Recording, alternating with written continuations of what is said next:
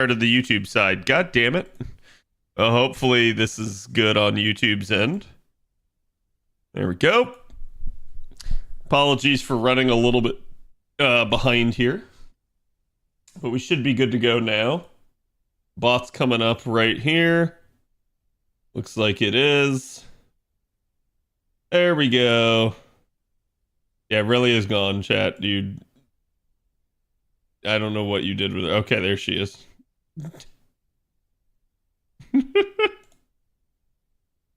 All right. No, I think we're gonna skip the LB7 playback and not accidentally get that. Oh, this is an A. So we got a video on an A. Interesting. Oh, did they finally like officially announce LB7?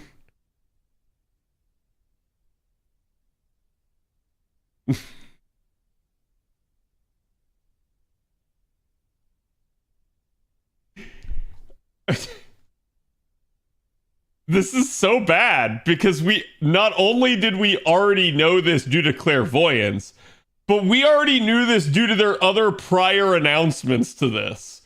Why are you announcing? This is so stupid to me. I get that this is like how JP did it, but I'm like, just put a fucking date. We all know it's gonna be this date. We all know, okay? So just put it. No one cares. It's confirmation of the estimation, right? Like, oh, apparently I didn't put the image here either. Man, I'm getting bad here. My apologies, chat. Let me sauce you guys with the new art. If it will load. There we go. That is the new art. Here is the sauce for it. Go give it some love. Ugh. There we go. I hope everybody in the YouTube side's good. I haven't seen anybody talk over there. I know I did just start the stream.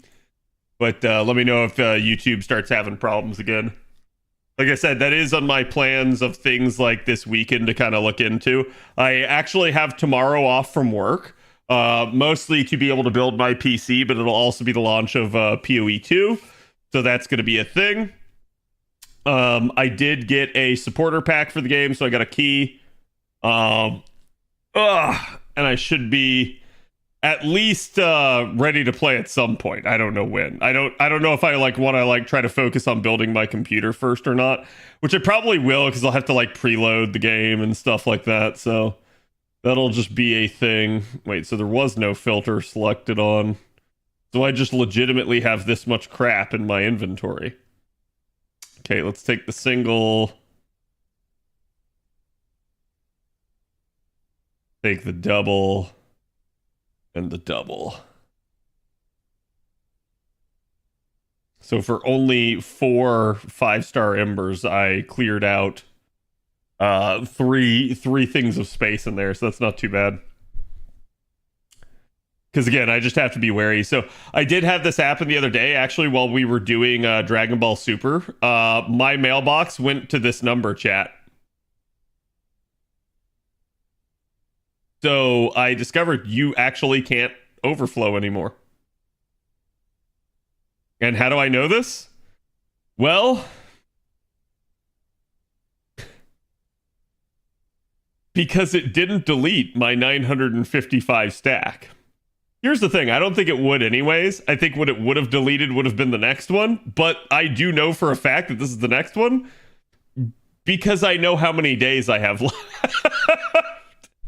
So yeah, it literally it doesn't seem like it deletes. It just what happens now is just if you go over and you go to say 401, it just goes okay, you can't do anything else with your mailbox until you remove something. So it's interesting. I'm actually happy they do that. To me, the whole oh, it deletes something out of your mailbox is a really stupid and annoying thing. It serves no purpose other than to piss off your player. So I'm happy that they don't do that. Let me see. So it's half cost for LB6 related people. which is not him. Oh no, that's just 2 times FP. Okay. You can see I don't have very many like actual strengthenings and stuff to do. I need to do Musashi's at some point, but like none of those are super important. I got a couple advanced quests to do. But quite literally, I am just gonna kind of be in a farm mode here of doing like Trom, especially because what we do have coming up is we have basically a lotto on JP. So as well as a lotto on NA, it's just a limited lotto. So like at least the one on JP, I'm gonna want like kind of something chill to do for the majority of the time. Thankfully, NA should be net AP as far as events go, so I won't have to worry too much about that. But I am at least like always cognizant of that fact, because usually whenever you have a lotto on either server, what you usually want to do is you want to make sure that the other server is as like minimalistic for input as possible, so that like you just wake up in the morning, you do like the minimal input, and then like the rest of the time like you go like another like 12 hours and then you do it again and then you're done basically for the entire day. You usually only have to interact with the game like 2 to 3 times a day at most. Hello, Angora. Kat, did you have the time to try out Girls Frontline 2? I did not. I mean, like, you guys know that was one that I had my eye on for a little bit, but I'm going to say this. Enough people in chat were seemingly down on it. And from everything I've seen, while it is a new game, while people are excited for it, it doesn't seem like it's really pulling the numbers compared to like something like, say, like a MiHoYo release and stuff like that. So that maybe I pick it up and check it out like at my leisure when I have the time or desire to, rather than like right here at launch. It's just Anime XCOM, yeah.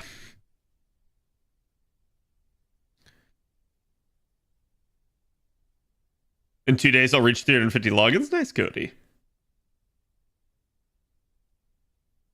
I need Christmas break. I love you. Thank you. I as well need break, and that's why I'm taking a break. So it's really funny. I haven't told you guys this, but basically, I don't know why, when, or how, but somehow this week, like, my heel is just killing me.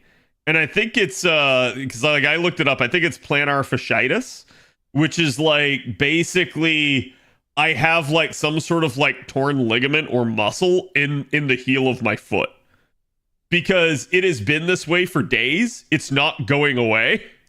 It's just like it's getting a little bit better, but the problem is I keep walking on it, and I need to like stay off of it a little bit. So I'm hoping that by taking tomorrow off, as well as like having the whole weekend, then that like that'll be enough that it finally stops bothering me. But it's like it's bad enough that I cannot walk normal. Like I feel like I'm treating it the same way that I treat like a sprained ankle. So it's like it's kind of wild to me, because I have no idea what I did or what like caused it. But yeah, it's just like every time I take a step with my left foot, I have a stabbing pain in my heel. It's like awful. And I'm like, oh, okay. Like, I don't know what did this, but this is just how it is, I guess. So I've just been having to deal with it. Cat has become the wrestling villain? Yes. Is that your PoE 2 build yet? All the full ascendancy skills are out now? No, I haven't had the time to look into that. I'm still not even sure about what class I want to play. It'll probably be sorceress, but I gotta like look into that some. Apparently, when I was logging in here before stream, when the brief bit of time that I played PoE, I played a witch for that. So I don't know. Like maybe that's what I should do again, but we'll just see. Let me get better soon. Yeah, it's fine. Like I can still walk. I'm just like, ugh. You changed dog cam position? No, but it seems like it reset, so it's zoomed out. There's Doge cam.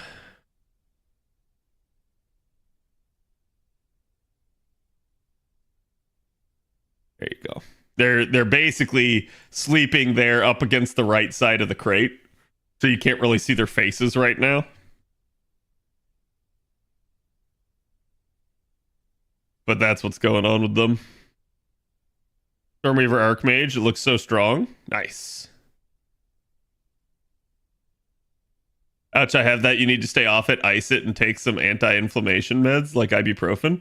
Yeah, like I just hope it doesn't like come back again. I think it's like this may not like it may not have actually been plantar fasciitis, right? Like I think it just may have been like that I tore something somehow. But I don't know how I did. That's what's so weird. It's like it's not like I was doing a bunch of like strenuous exercise or anything like that.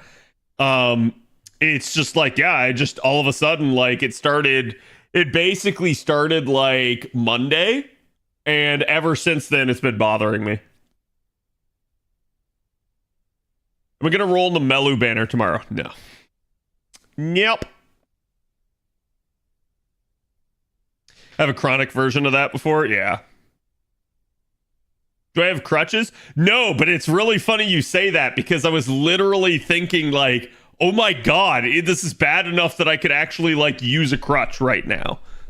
Like, thankfully today was the first day where it wasn't so bad, but like, man, it was bad enough that I was like literally limping around the office and people were like looking at me like, what the fuck is wrong with him?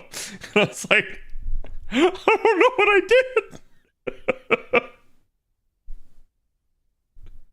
Wasn't there strenuous activity after the hurricane? Yeah, but I mean, that was a long time ago.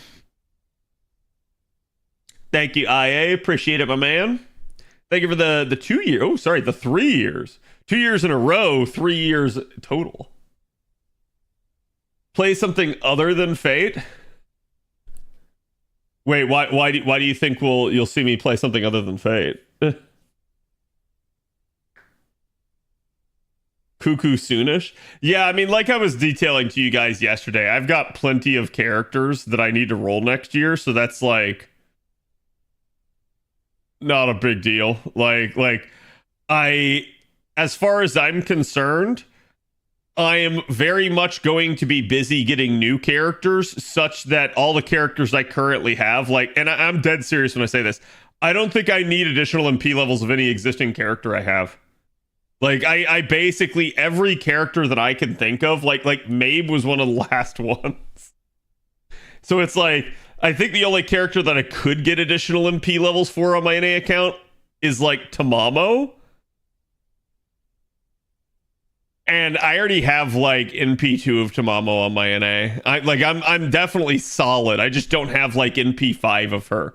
And I'm like, do I really want to roll to get NP5 of her? I'm like, no, not really, because it's not really going to be worth it in the sense of how much it'll add.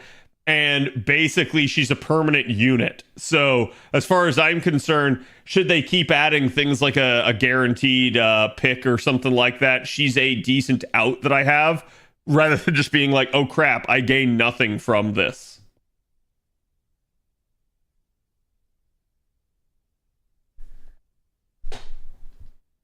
Can't wait to see what's next. Thank you. Appreciate it.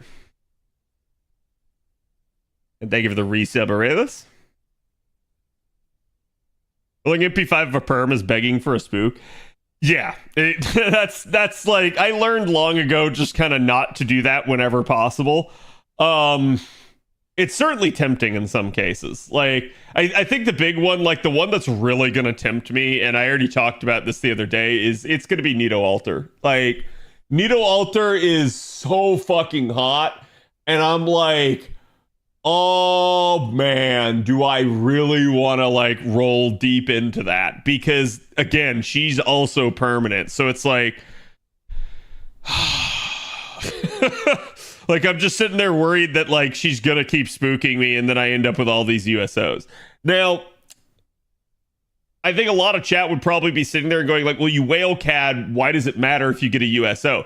It doesn't really, but again, I try not to overspend. Like I try to spend like the base minimum to achieve my goals in any way possible. So I usually try to minimize overspending as much as possible. And as a result, that usually means like, again, trying to avoid USOs and stuff like that, because it just means that I've kind of had a strategic miscalculation.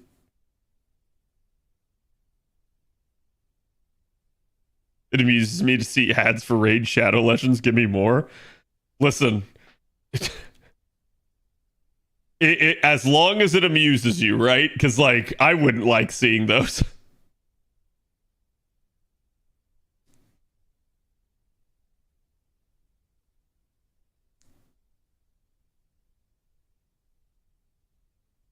But she slots right into that AoE arts looper, which we have so many.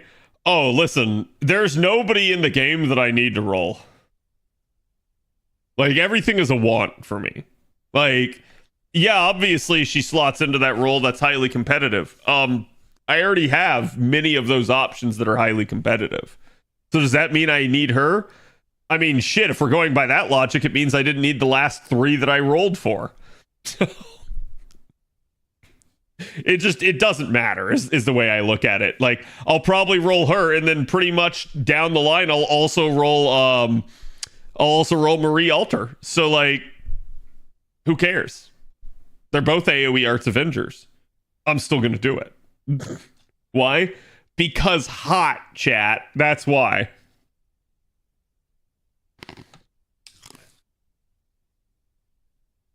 Cat has a history with Raid Shadow Legends. I do. I have turned them down for quite a lot of money. Back when I was really popping off, getting like 400 viewers per stream, Raid Shadow Legends basically offered me multiple thousands of dollars to stream their game, and I told them no. And people were like, what the fuck? Why? Like, take the money. And I'm like, no. It's like, nah, I just like, I don't want to take a sponsorship from somebody that I just absolutely don't support.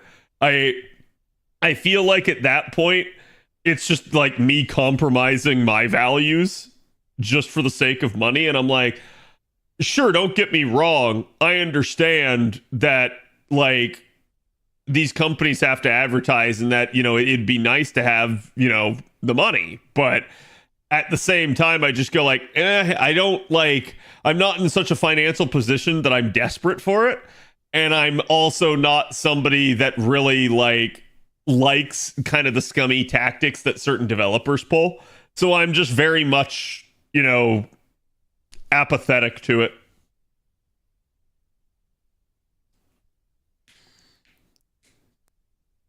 Cad waiting for a crotch clown alt version? No. My terrifying mentality would be what if they release like a female clown and she's hot? That's nightmare fuel. Because then I'm like, what do I do? what do I do, chat?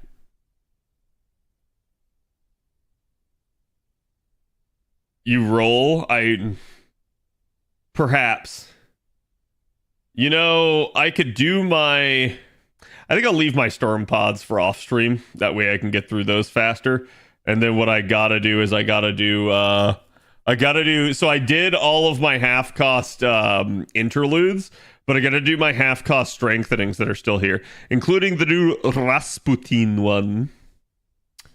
I'm trying to see. It looks like only a couple of them are half cost. So just him and Benny. They should all sort to the top, but I'm just making sure. I have a lot of strengthenings I need to do on my JP account.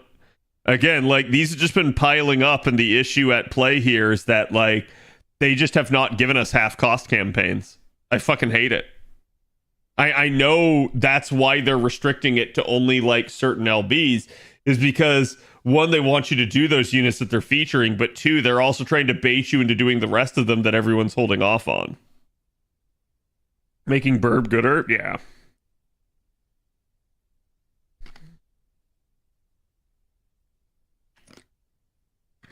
A Harley Quinn isekai movie?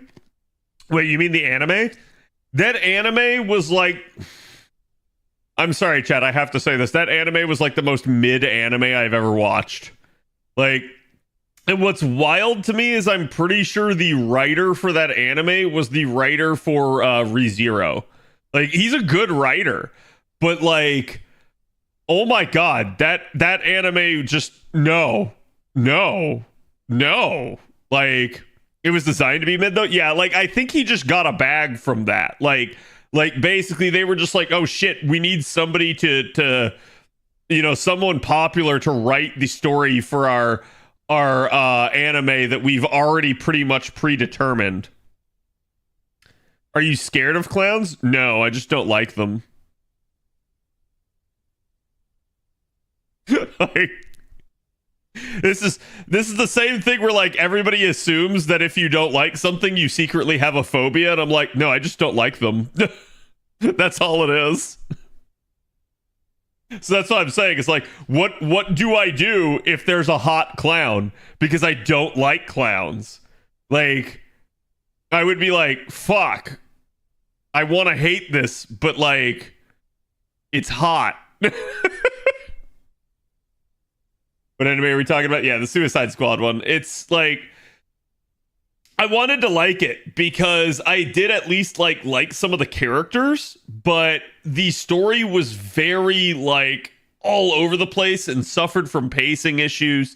And honestly, the animation outside of the characters, they kept using these like 3D maps and stuff like that, and I thought it was just really bad in that regard. So like overall, I'd say the anime was quite mid. Like, it had its moments where it was good, it had its moments where it was very bad, and it just kind of left me going like, ugh, at the end of it. The last node was Mephisto. Nice. Wait, what am I doing? I'm doing the half cost strengthenings. How do I want to handle this?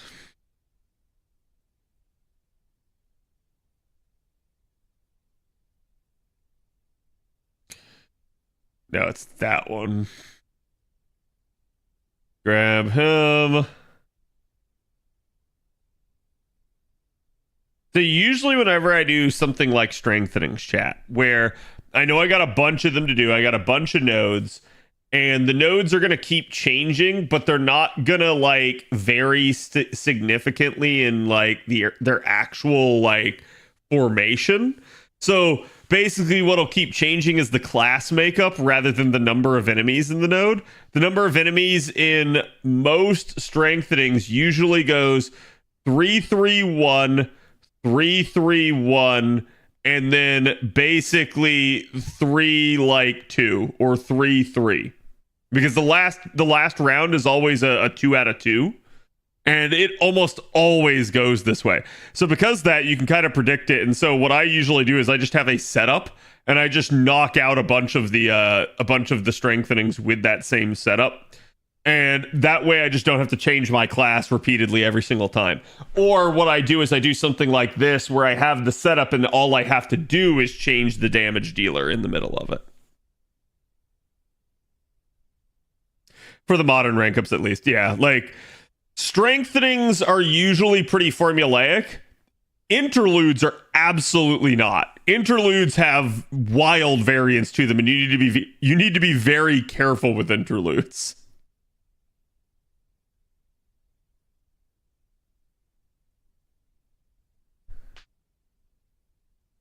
You got Zerxashi? Yes. Alter ego for funsies? Well, because it's a rider and a caster, right? So you got the 2 cavalry classes plus a berserker. It just makes sense.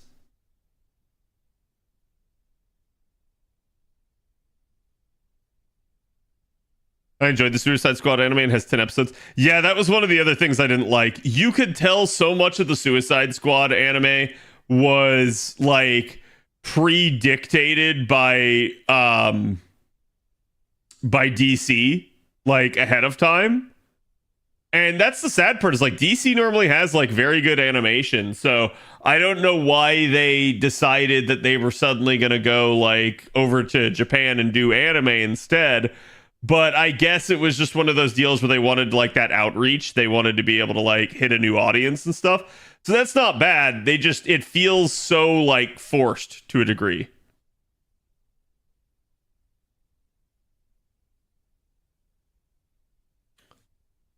Oh, you mean like the Dante's interlude node? Yeah. Yeah, interludes have like wild variance. They're not just going to always be a farming node. Sometimes they're just like a boss battle and stuff. So And they can be particularly gimmicky at times too, so you have to be careful with what you take into them. Hello, Robo. Now, chat, I did want to show you a couple of trailers today, just for some funsies. And one of the ones is one of the ones I was just talking with VIP about before I got live.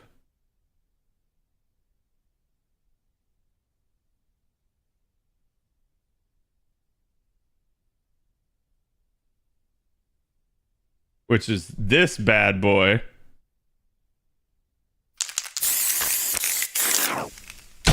If you know, you know. If I piqued your interest, I can teach you all the Shiranui techniques you can handle. Come find me in Aokigahara. Don't keep a good girl waiting.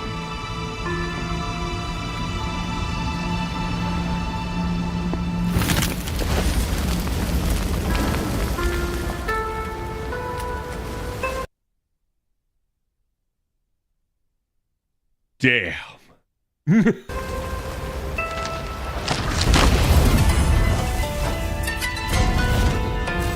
God damn.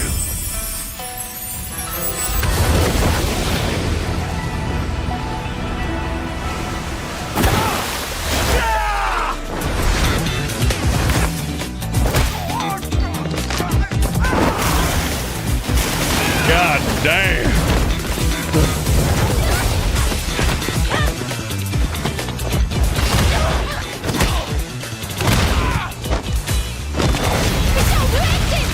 I can't even blame Sakurai for not putting her into Smash.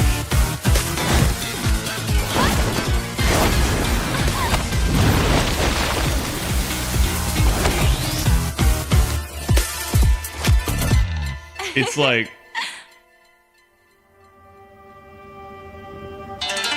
I can blame him? Oh, I mean, you can absolutely blame him. You finally made it. The Shiranui clan welcomes you. But like fuck, right? Like they absolutely did this woman justice. Like, god damn, she is thick. So like I'm all for it. But that was one of the trailers that I saw earlier, and I was like, fuck, like this makes me want to go out and, like, knowing full well that I suck at fighting games, it makes me just want to go out and actually get that, like, season pass. So I'm like, good job. You know exactly what you're doing. I'm looking for a Scotty here, knowing full well that what I actually need is a Castorio.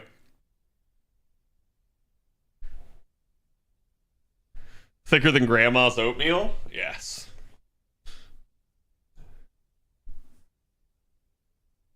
Oh, also, okayist, I did forget to message you earlier. Let me send you a DM real fast.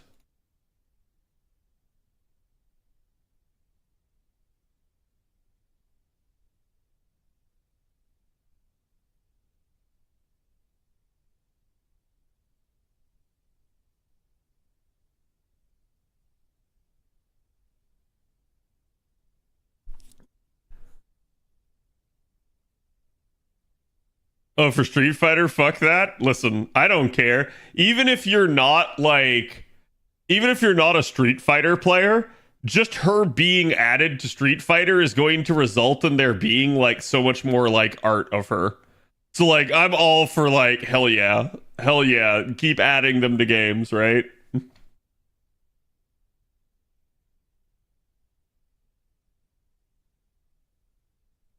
we go.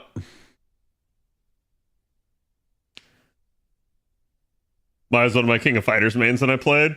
Yeah, I mean, has there been a, like, new King of Fighters game in any recent memory? Like, I haven't followed, like, the fighting games too close, but I feel like King of Fighters has been, like, way more on, like, the arcade end of things and less so on, like, actual traditional consoles. Now imagine Mika. Yeah, I'm surprised they haven't added, like, I get doing collabs, but I'm surprised they haven't added more of, like, the Street Fighter roster.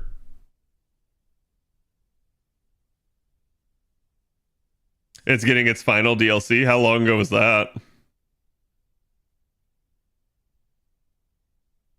City of the Wolves. I feel like I heard of that. So is that supposed to be like King of Fight? Well, sorry. Yeah, is it supposed to be like a continuation of King of Fighters?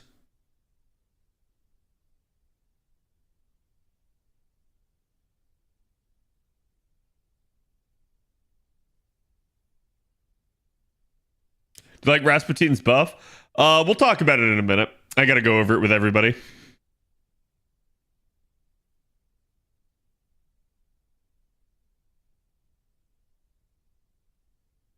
King Fighter publisher has issues with the IP for reasons. Wait, like what? Like they don't have the money to produce games, or like there's rights issues preventing them from doing stuff? Same universe, basically. Okay.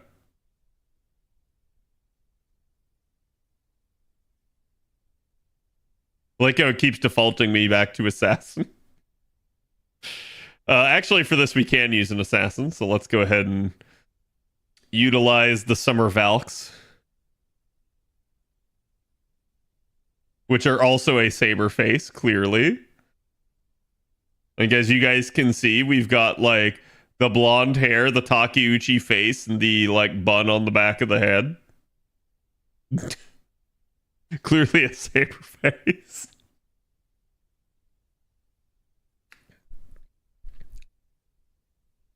Hi, Spartan. How's it going? What about yada yada sales numbers, yada yada not meeting expectations, yada yada? Well, I feel like I see this too with some of the like Koei Tecmo titles. Like, I'm not talking about necessarily Samurai Remnant, but just like some of their other ones. I'm sure they're a lot bigger in Japan, but like every time I see them like try to advertise here, like in the West, like in English on Twitter, like on YouTube and stuff like that, it doesn't feel like they get very much attention. So I wonder if like just certain IPs have never really gotten popular in the West for various reasons. And that's probably also why I think some of the bigger IPs didn't want to come over to the West initially, is because they kind of saw what was happening to some of the other companies and they went like, it's too risky.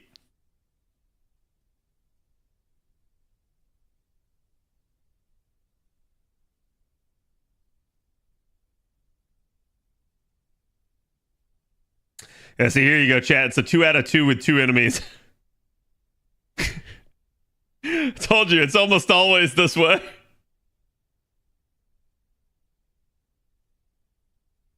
A bit stressed because finals, but other than that, fine. Oh, good. You'll be there soon enough. My FGO login. When I try to log in, anyone know what that means? I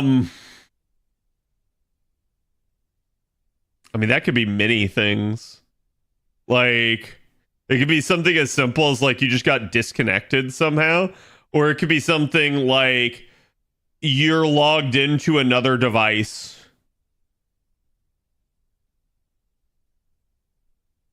Which, like, I've gotten that before if I'm like playing on 2 devices at the same time.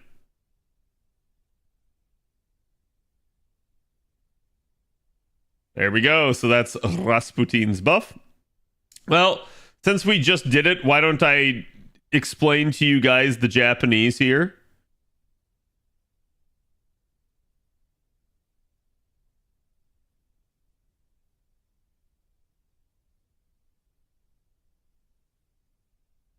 Hello, Gil.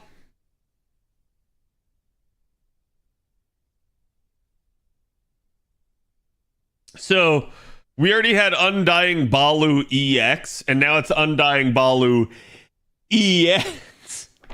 This is the problem with like their ranking system, is sometimes they have to like do stupid stuff like put it in quotation marks because like they need to upgrade a skill that was already considered best in class. So it is interesting to see this stuff happen, but I give them a pass on stuff like that. I just find it funny.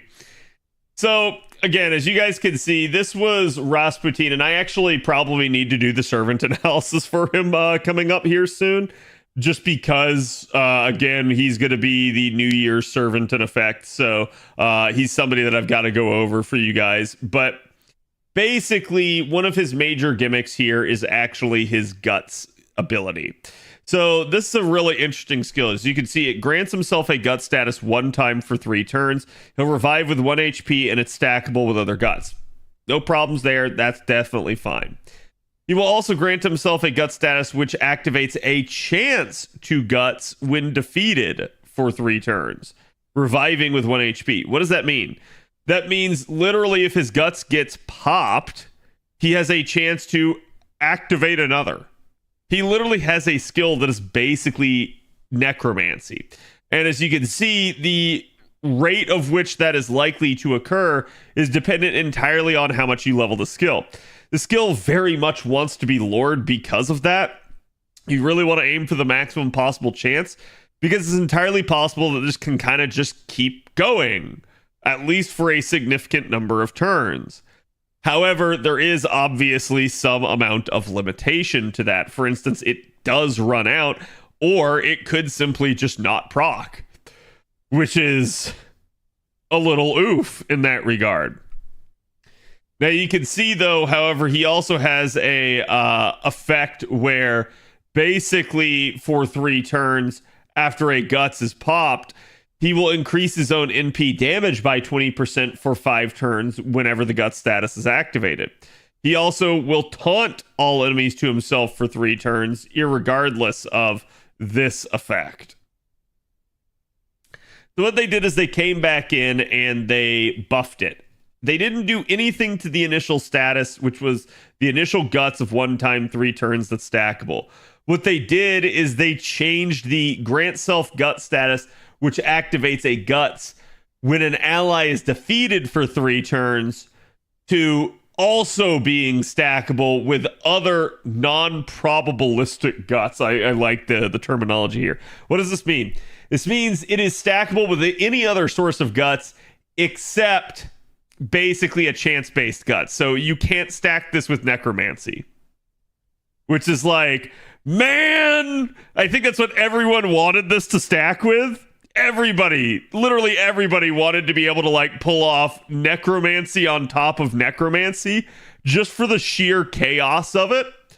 But I think the devs rightfully understood that that would be way too strong, just depending. Like, you could get screwed by RNG and the character could still die, or the character could become nigh unkillable, and this would become a major problem. So that's why I think they said, like, hey, yeah, everything other than stuff like necromancy. You can see it also changed his self NP of 20% for 5 turns to now being party wide whenever it's activated. And now he has a buff on defense for 3 turns that increases his own critical damage by 10% for 5 turns when taking an attack. Now, again, let me just quickly denote this. When they say probabilistic guts, there you go. So it's basically these 2 CEs, necromancy, which you guys all know the necro memes at this point, but also the upgraded version of necromancy that has since come out. So somebody in chat was saying earlier, like, hey, I feel like Rasputin could have used something like NP gain. I'm not going to disagree with you. I'm going to say that, in all honesty, this is not a buff that he actually needed. Like, this doesn't do very much for him, if you ask me. I feel like he's still going to be used in the exact same way, and I don't feel like this is wholly making him better because it's such a, like, conditional thing. It could be. I think the biggest way in which he does get stronger is, ironically enough, right here. It's going to be the critical damage. That's going to be the thing that's actually going to kind of stack that you will probably notice. The party-wide NP damage is nice, but I'm going to tell you, probably if you're taking him, you really just kind of want him to be the carry. He is kind of this cockroachy type guy. He is a very challenge-oriented guy. So I do feel like that's really what you're going for when you build him into a comp. But it does depend. Obviously, because now this is here, you can build him in a different way. You can build a multi-damage dealer type setup with him due to this effect. So this does kind of change his ability in scenarios that he can be used in a little bit. But again, I don't feel like this is really going to be that big of a deal for him. So yeah, I don't think this is exactly what he needed. Keep in mind, though, they have other skills that they can touch if they do want to help out something like his NP gain. So ultimately, at the end of the day, I'm going to say, well, yeah, we always have to question how long it's going to take a unit to get to another upgrade.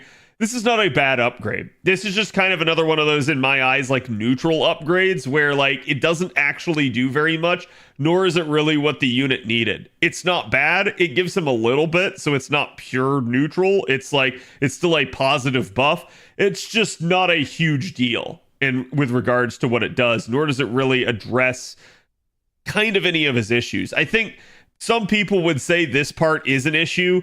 I would have said instead that, like, really, this was the only reason that people wanted it was for things like necromancy. So, at the end of the day, I'm going to say that, like, yeah, this is not really that big of a deal. 5 more years till next upgrade, right? It's in the same state as Zenobia's buff, right? Yeah, kind of. I think the only difference is, and you know, not to say that everyone that said this about Zenobia was right, but I do believe that at least he will be a much more challenge-oriented unit than Zenobia was. It's not that you can't take Zenobia into a challenge. I've done it before myself a couple of times. So, again, that's where I'm going to say it's like people saying that her buff sucked because she's not a challenge unit are kind of off base. But I will say that because he is definitely more of a challenge unit, that is really where he's geared towards, this buff is a little bit more impactful for him. Again, it just really depends on how you see yourself using the units and the situations that you put them into. For instance, if you're just going to use Rasputin to 3-turn, this is absolutely a nothing buff for you and you don't care. But I'm going to say most people didn't really use him for that reason, so...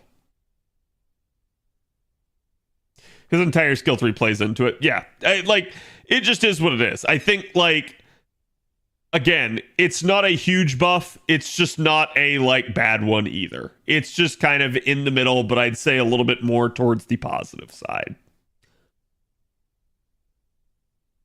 So again, that was basically a Rasputin buff. I do find it quite interesting because this is very much a, like... leaning towards LB7. We already know there's probably some LB7 involvement with the upcoming Lotto. We also know that they're doing the whole road to LB7 right now in JP. And NA as well is kind of gearing up for LB7. So it's really a very like nice synergy across both servers. And I do find it kind of funny. Do you think I should summon Cuckoo instead of Tiamat? I wanted to save her, but people keep saying Cuckoo's way better.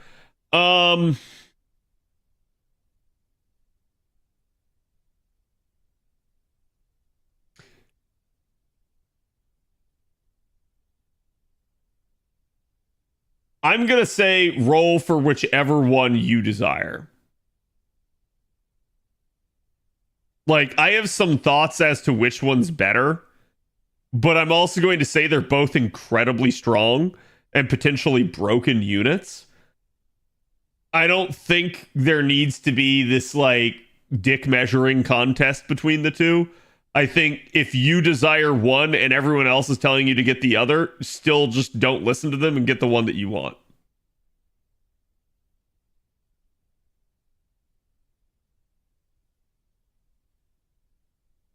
Tiamat is 1,000% better than Cuckoo. See, exactly right there. Like, don't listen to that comment. It's just wrong. Like, honestly, both of them are extremely strong. They have very good farming capacity, very good damage output, and because their kits are so inherently powerful, they can also be used very well in challenge content. They are both AoE buster units that hit like Mack trucks. That's where, like, that's all the similarities between the two of them. So to me, again, just get the one that you prefer. Like, or... And here's the easy way to handle this, chat. Just get both. Just get both forehead.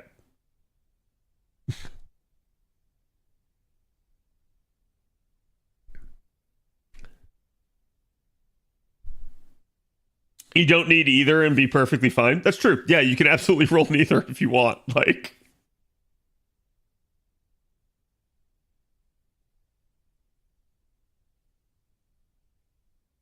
which isn't much of an issue if you have a developed Chaldea. Right. Yeah, so that's why, like, usually when someone comes and asks me, hey, should I roll for this unit or that unit? This is really weird, but unless there is a, like, absolutely, like, sore thumb sticking out for why I think you should get one of the two, I usually disregard your question and then just basically go with the thing that you're saying that you actually want. Because normally what people are looking for when they ask me a question like that is, like, affirmation as to whether or not they're right. And this game is not so hard that you can't just get the one that you want. Tell me I'm wrong. Like, that's just how I've always viewed the game. So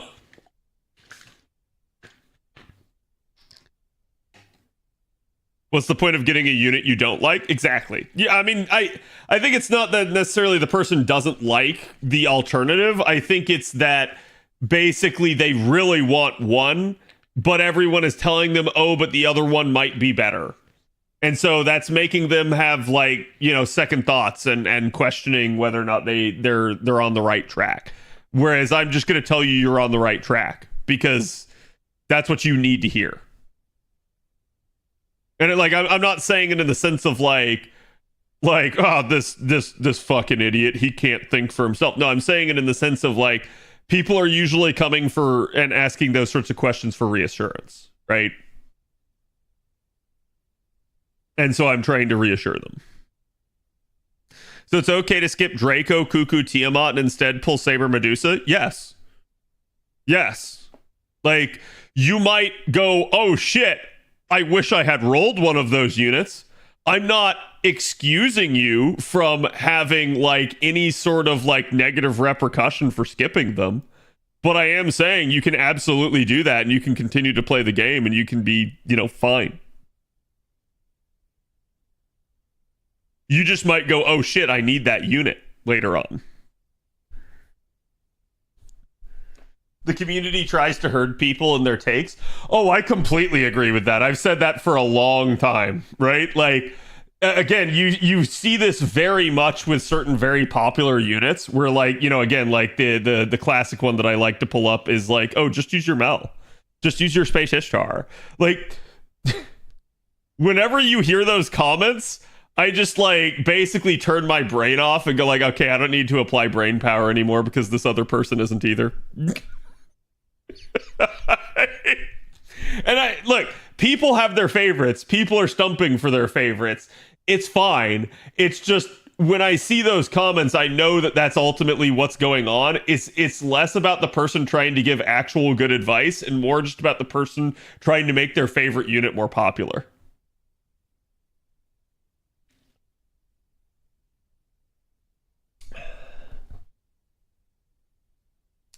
Looks at my mini skipped banners at almost as I almost always only go for the ones I like. Yeah, like, and this is kind of how I've always played my JP, is my JP is very much to the degree that, like, it has a well-established base at this point. So it really, it does the exact same thing. It only goes after things that I want. Why? Because I'm gonna be real with you, they don't often release a meta unit on JP. Like, even if you were to look at someone like Cuckoo and someone like Tiamat, I'm going to tell you technically neither of them is meta. The only things that are actually meta are those, like, brand spanking new, like, supports that carry their entire fucking type. And even then, like, you can argue you don't have to have those. So it's why, like, I look at that and I go, like, it is what it is. You know what, chat? You're right. That's a great idea. Let me do this. I'm so glad you thought of this, chat.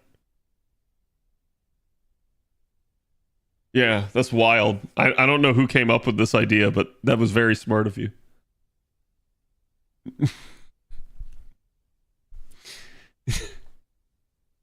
People screaming to roll for Summer Ibuki, me spinning my Saint Courts on Hoku. Yeah, no, it's very much. And like, you very much saw the reaction when Musashi got the buff, just how many people like deflated and stopped hyping Ibuki. Like, Ibuki was like a craze for like the better part of a year. And the second Musashi did more damage, people were like, oh. And I'm like, honestly, who cares? If you like Ibuki, keep liking Ibuki. Like, and if you liked Musashi, you already probably weren't listening to the Ibuki people. It just was what it was. Like, and again, maybe you liked both, so you were just in the best of both worlds at that point. I think it's the second skill I need to activate first on her, if memory serves.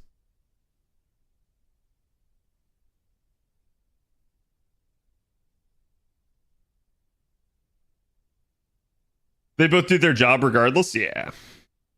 Also, FGO buffs units all the time, so a unit could go crazy on a single buff. Look at Constantine. Yeah, I mean, I think that's like one of my biggest grievances with the game is that it doesn't buff often enough. But it definitely is a thing, and I try to tell people it's like every unit is basically just one buff away from suddenly being like this like broken as dicks damage dealer. So like, I don't know why people basically put as much stock as they do in certain cases on things. Gonna waste some charge here. I at least have Mash in the back line. So hopefully she gets more than 50% charge. Let's try to make sure of that. She might kill. I hope she doesn't. Okay, good.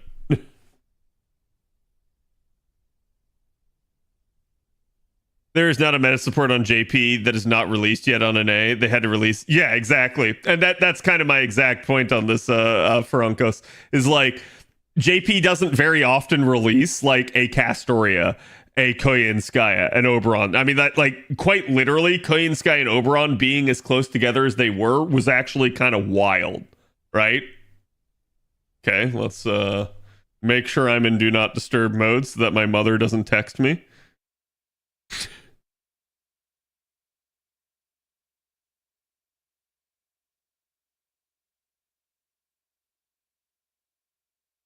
My parents want me to cover the dogs. Why is my do not disturb not on?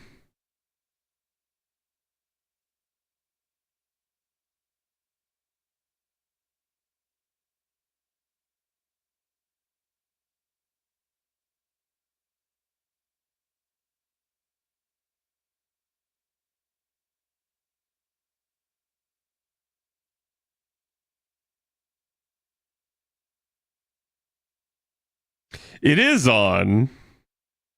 What the fuck? How did that text get through?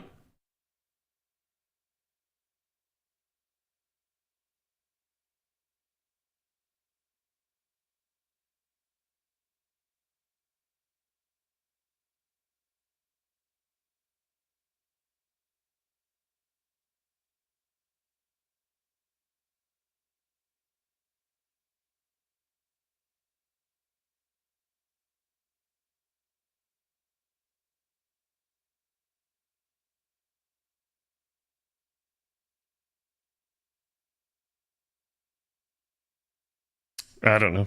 That's so weird. Anyways. Hopefully my mother doesn't text me again with sensitive, doxing information. There was nothing sensitive in that. Just, I always worry about that sort of thing. The power of mom? Yeah.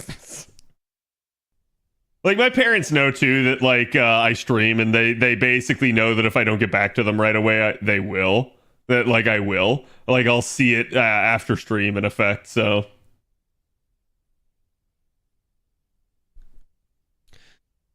They call me crazy for rolling for Don Quixote. I say that's on theme. Yeah, I mean, like, if you... So Don Quixote is a very, like, middling unit in all seriousness. He's not very good. But nobody fucking cares, because everybody that rolled Don Quixote just likes Don Quixote. Like, that's all it is.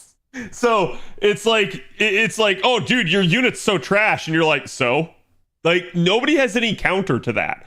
When somebody calls your favorite unit terrible, and you're just like, I don't care, I'm just gonna keep using them anyways. That infuriates them even more. So like, I I don't know why people basically bother to try and like dick measure and EP on that stuff. Majority of people only want to win. Whatever they like and use what's powerful. No, I mean, I don't think that's like the majority of people playing the game. I do think there is the concept of meta and people feeling like they have to get certain units. However, I'm also going to say that this is largely perpetuated by bad actors in the community. And again, like, I've tried to always be as transparent on that front with you guys as possible. Like, I will try to tell you, hey, this doesn't really matter if you're on the fence about like whether or not to roll this upcoming unit. You don't have to. Like, because so many people won't tell you that. Most people will go like, "Oh yeah, bro, you got to get them. They're so fucking good." Whereas I'm going to be like, "You don't have to." Like, if you have any doubts, wait and see. Like, there's no harm in it. You can always try to work towards that unit over time as well, because you can try to save up for a later banner. So I think that's something that a lot of people lose. Everybody just has this sort of gotcha brain rot where, and to be fair, I think a lot of it comes from other games. Like, this is just how it is in other games. Everybody goes like, you got to roll, you got to roll, you got to roll. Like, it's the like cult-like mentality. And that is where a lot of that comes from. But yeah, I don't think you have to. And that's why I always try to kind of go against the grain in that sense.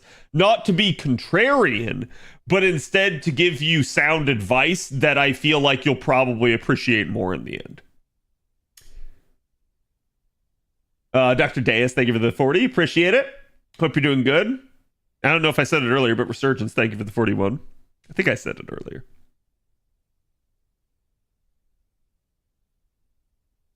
Yeah, I think like if PvP is involved, it's way different. The second PvP comes into the game, there's actually a reason to like go for metas and stuff like that. But without PvP being in the game, who the fuck cares? Right? Like that's how I view it at this point. Sorry, I didn't do my big old buff there. I buy bond grails and lures every month. Should I pick up foes too? You can. Like, usually what I do, so because I'm in this very weird spot where I whale and I get rare prisms, but I don't have enough for like infinite sustainability. Like, I can't buy my bond grail, my rare prism, or sorry, my bond grail, my crystallized lore, and my gold foes every single month. If I do that, I will run out eventually. So usually what I do is I just kind of hover between the like 80 RP range and like 120. And what I do is like if I start ending up towards the upper limit, I start buying the gold foes until I'm back down towards the lower limit. And that's just how I operate.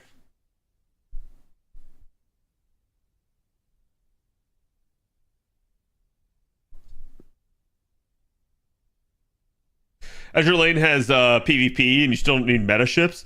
Yeah, I think it depends on the like style of the PvP still. It's just I understand somebody pursuing meta in a PvP environment. There's no reason to pursue meta in FGO though. Like quite literally meta is just for like farming efficiency at that point. That's it. That's the only reason to go after meta. Which can be a good thing. It can cut down on the amount of time you spend farming in the game. It can make you more efficient with your farm, but it's not like necessary to being able to complete the content, even in a timely manner, really, for that matter. Like, we were talking about this concept the other day about like how easy is it for a new player, excuse me, to be able to like do something and form a system. It's quite easy. Like, it's not nearly that bad. Why don't I show you guys another unit here? I don't know if she'll be strong enough to take on the node, but we'll try.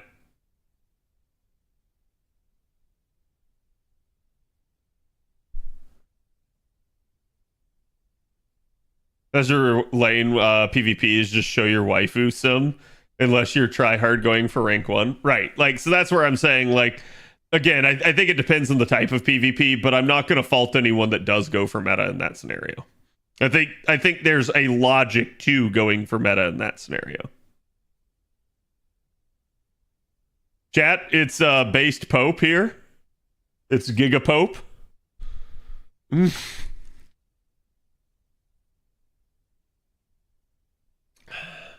Saber Wars 3 will cross over with Guda Guda. That'd be awesome, actually. In P1, heavy carry Musashi broke my first lotto.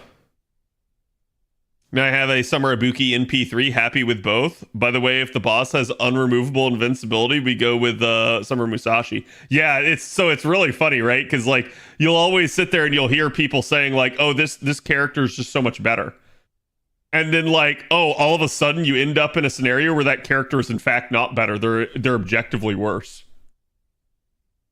And that's why I say, like, to a degree, there is no meta, because like how a unit performs on average might be better than another unit, but all it takes is one node for this other unit to suddenly be better, because each unit has their own different strengths and weaknesses. And that's where I've said, like, I think the issue that I've had with their balance over the past couple years has been they have accelerated and taken a unit and put them like stand out at the top that didn't have a niche. They weren't wholly different from other units. They were just better. As opposed to before, how they used to do it was different niches, so that in those different scenarios, one unit was on top and then the other, and then vice versa in the next node. And that way there was this sort of parity where even though one of the units might have been stronger, you still had situations that the other unit was instead. I think the game works better when it's designed that way, and I think they actually sell more when it's designed that way. So rather than everybody going out and getting the one unit, instead everybody gets multiple units, and that actually makes them sell more. So it's like, again, you can think about it from the standpoint of people that hate a unit will never go and get the unit. People that like a unit will go and get a unit. People that are middling on a unit might. Here's the thing. If you make a like meta scenario where that unit is just wholly better than everybody else, everybody is going to go get the unit other than the guy that's going to hate that. And so they're going to go get that one unit. The problem is they're not going to go get any of these other units over here. They're going to go, I have this unit, I'm done. So to me, what usually results in more is getting basically everybody to get multiple units. That way you have a scenario where, again, even though, like, let's say this one's the strongest, they're all pretty viable, and people have a tendency to roll, 2 or 3 of them instead of just rolling the one. Is that red line I hear? It is. I think it's specifically yellow line, though.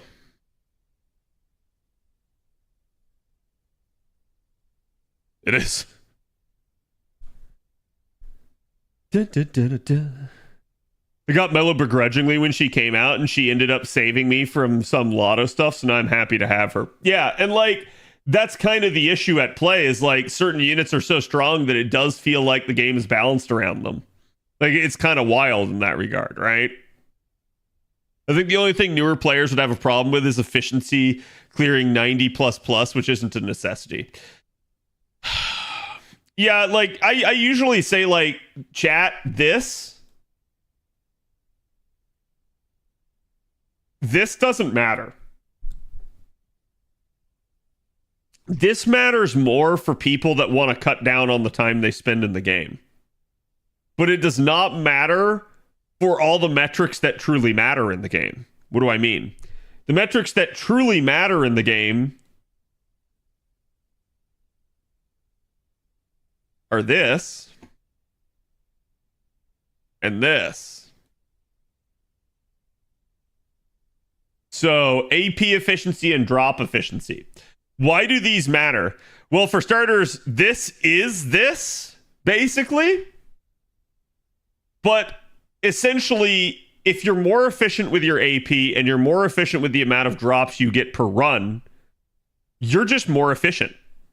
You're literally resource-wise more efficient. Time is a resource, but there's only one place that it actually matters, and that's lottos. This is the only time 3-turn efficiency actually matters, is when you have a limitation that is time-based rather than AP-based. That is to say, you have so many refills that you can keep appling until the end of the event or force it. That's where 3-turn efficiency matters. But otherwise, the rest of the time, these are absolutely king, and you will even occasionally see me do something like a 5-turn in a fucking event. Even as whaley as I can be. So, like, it's a thing. It's just, if you want to min-max, if you want to get the true most out of every single run, thus using your resources to their maximum efficiency, sometimes that means not 3-turning. So the only place that it really matters is, like I said, it's the lotto. That's the issue. Yeah, you don't have to 3-turn in a non-lotto event usually. The only exception would be if you had something maybe like say Summer 6, where you just have a very lucrative miniature lotto going on, and players are appling in spite of that. So like, because of that like makeup of the event, people are treating it like a lotto. But that is, again, as far as I'm concerned, a lotto. All right, let's turn on the teapots here. Clairvoyancy X makes this even worse for NA. Players can reliably skip non-meta units. Yeah, and I think that that's actually where some of the issue comes from in the community, is people have heard for years about how strong certain units are. People can provide them with anecdotes. And that's also one of the reasons why I play JP. I'm dead serious on this chat. This is actually the reason I started playing JP. Did I play JP because I couldn't stand being 2 years behind on NA? Nope. I played JP purely for content creation reasons. I started out playing it just to basically be able to see what was going on the JP server 2 years ahead and be able to advise you guys on it for how it will be when it comes to NA.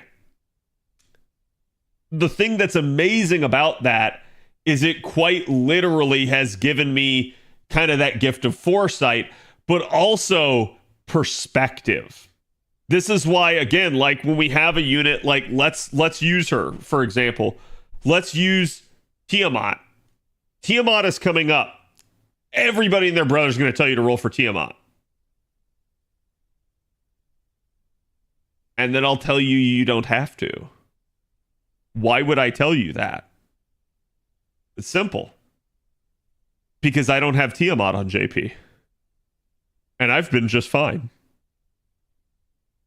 So I'm speaking from a point of experience. Other people are speaking from a point of hype and bias. I'm speaking from a point of experience. I can flat out tell you you don't need Tiamat. Why? Because I got through all the content without her.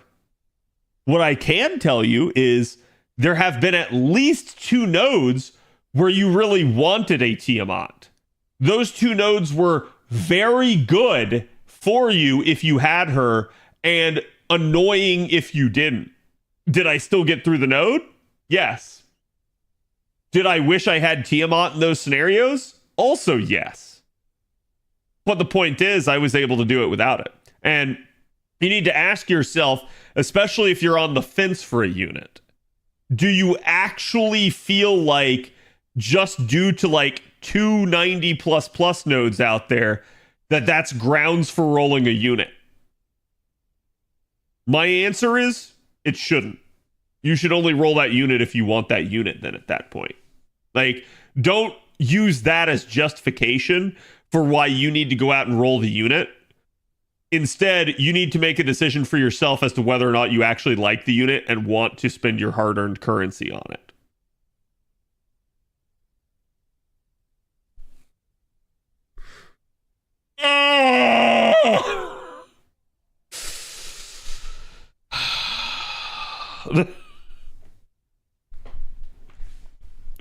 Well, it was inevitable.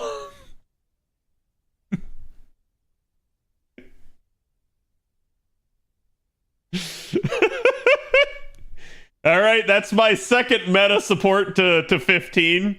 I've managed to put this off for a long time.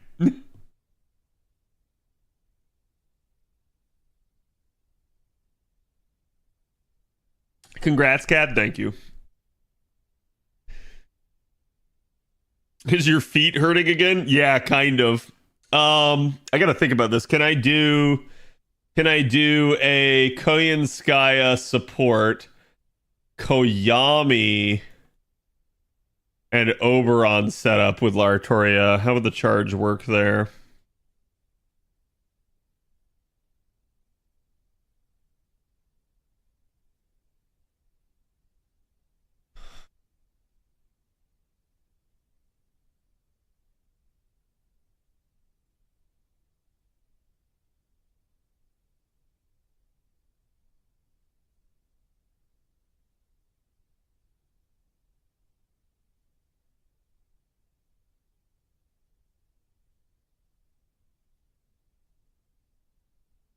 Yeah, that'll work.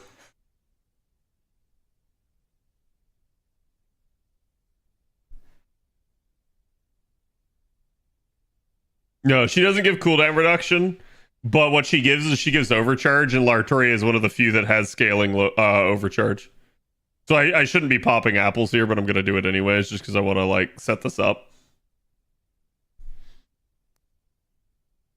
I'll show chat what I was doing. But yeah, so that's an oof. Now I have to try to stop using her. That's not gonna last much longer either. And then let me see. So my Summer Scotty's only bond 10. I've done a really good job with preventing that one for a while. And my OG Scotty is high up there as well.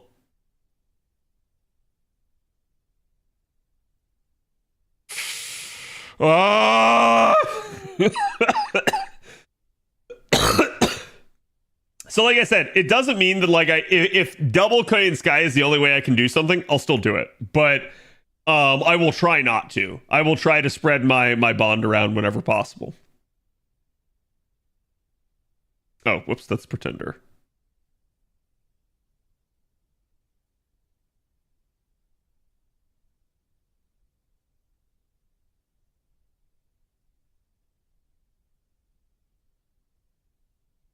Sorry, I'm just thinking about order of operations here. Yeah, I should be fine. This should work. Why don't you farm with Summer Okitan? Well, for starters, this is an archer node. So, like, I mean, I guess I could, but...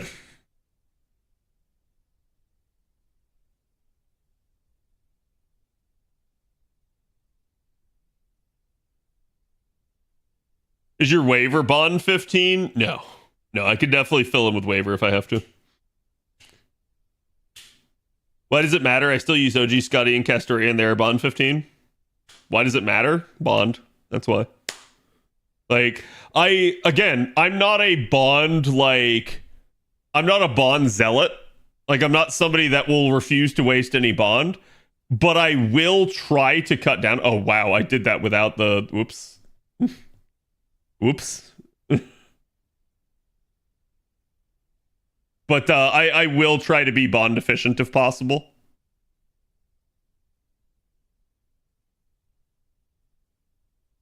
Oh, let me see if I can kill. No, it's definitely way less strong. So this means that I basically absolutely must have... Actually, I need to see how much damage this does. Because this is without her mana burst. Okay, so that's still like 220. Actually, I think that's like... I think that enemy there is like 240, so that would still be just enough.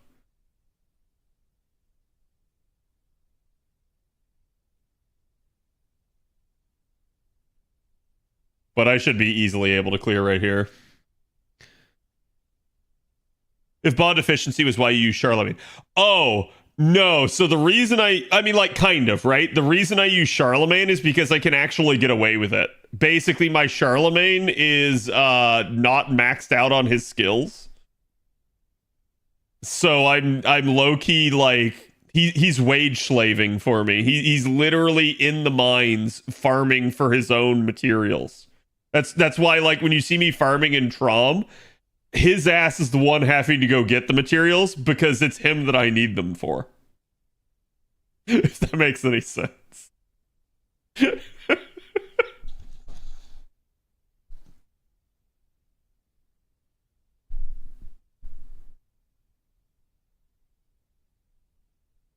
Hello, Red. People who try to be bond efficient. Yeah, like I don't mind like trying to be bond efficient, but there are some people that are like such zealots about it that like, so for instance, the difference here is I will try not to use a bond 15, but I will, because I'm a pragmatist, I will use a bond 15 if I need to. There are other people that will go, I refuse to use a bond 15. The second a unit is bond 15, they will go and put them in their like second archive so that they don't even touch them. That they're not even tempted.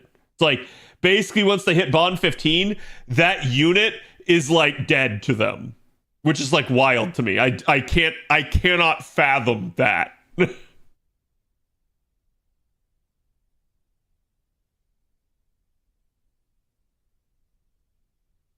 Imagine being a king forced to farm your own mats. Hey, it is what it is. Like, calm down, Aurelia. Bond overflow would be really nice to have. I've said it once, I'll say it again. And chat, don't ever let anybody fucking claim that idea from me. Because I swear to God, I have been saying that for years now that they should be doing bond overflow. So if they ever do put it into the game, I'm going to take full fucking credit for it, and I'm not going to feel bad about it. I'm just going to be like, yes, you can all thank me for that, because at the end of the day, even if I'm not the one that said it to them, like they didn't pick it up from me, they probably picked it up from somebody that got the idea from me at that point. So it is what it is. Hello, thank you for the 49. Hope you're doing good. But yeah, like that's one of the things, and I've said it before, it's like, it's straight up exactly how MASH functions. They need to make that happen whenever any unit hits bond 15. Any. Like, now all of their bond goes to other units in the party. Give Cat his royalties. Look, at the end of the day, they will have thought of it first because, again, they did do the concept with MASH. But yeah, I don't know, right? Like, I have since I've been talking about this for years, I've since seen other people bring it up, and I'm like, hold on, that's my idea. But like, I don't care, right? At the end of the day, I just hope it makes it into the game, because it would be a good change and it would help everybody.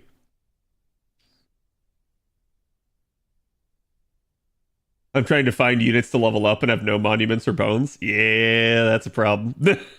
But you can always go sit in Fuyuki for the bones, or you could try to go into like a higher level node that'll give you a better rate of return. Or you can just go sit on the like training grounds. Because like outside of events, it's the only way you're really going to reliably get statues.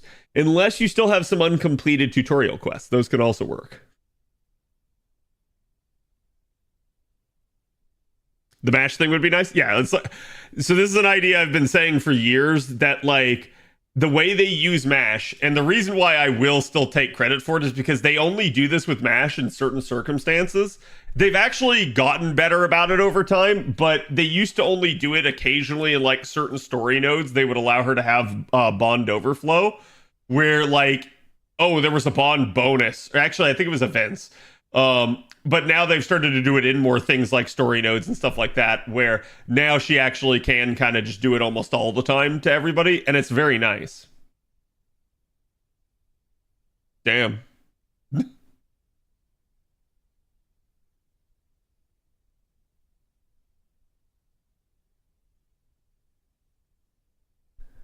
Can't remember to use your AP. There's maintenance tonight. Wait, maintenance tonight on which server? Is it in A?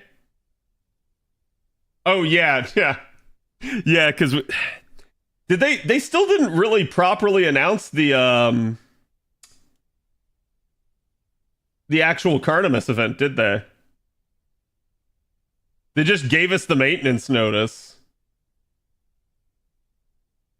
Oh no, okay, no, they did. There it is. They did days ago, yeah.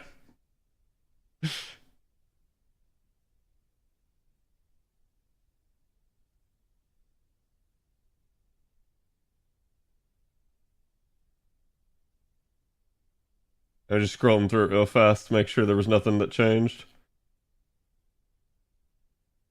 Yep. All is as should be.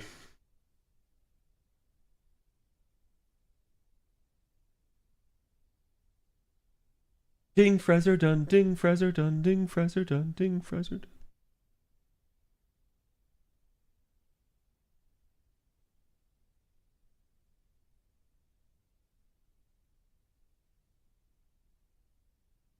Imagine if you have a unit of bond 15 and the unit now has like 20 or 30% team-wide bond bonus. It really doesn't matter. It just needs to be that whatever bond they would have gained. So like, let's say this unit was going to gain 1,000 bond for the run. It should instead be distributed amongst the other 4 units. Why do I say 4 units, chat?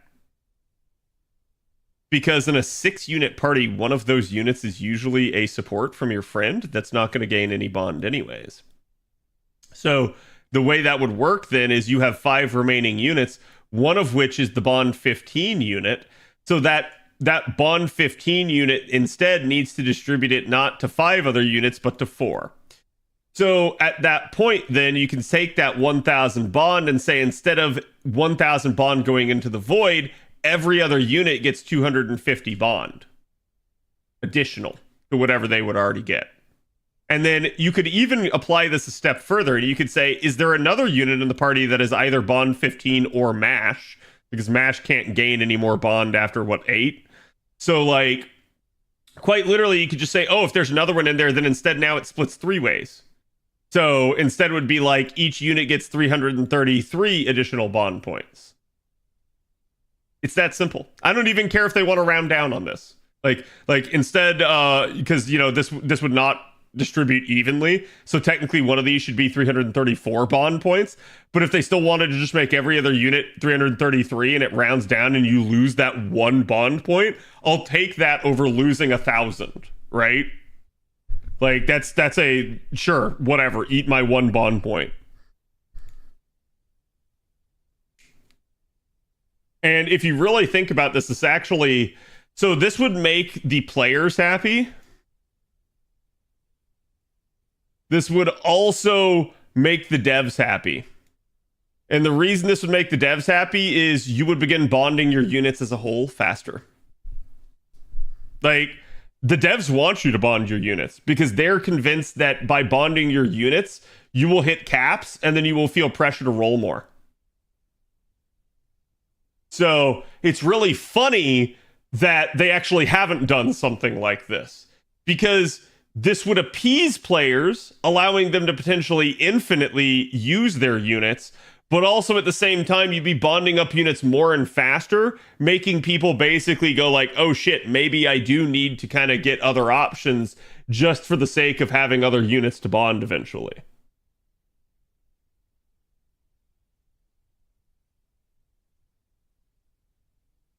Bringing 4 bond 15 servants to speed bond a specific servant, which is fine, IMO. Yeah, I don't see an issue with that. Like, if people want to do it, whatever. Like, because, so here's the way it is for a lot of people. There are various levels of, like, bond players, okay? So what do I mean? What do I mean when I call you a bond player? I mean, like, everybody thinks about bond in various means. We have what I would call the zealots at one end. Zealots are very much, like I said, like, the second I'm wasting any bond, I am, like, committing a cardinal sin. And therefore, like, I cannot use anybody that is max bond. I cannot use MASH. I cannot... In some cases, I've seen such extreme zealousness that, like, they will refuse to take event Cs because they should always be running bonding Cs, which is whack. But like, again, I have seen people actually like have these like methodologies for how they approach the game. Okay. Over here, you have the extreme polar opposite, where basically you're almost so far you're all the way over to zealotry. And I'm trying to think of a good term for this. How do I want to say this?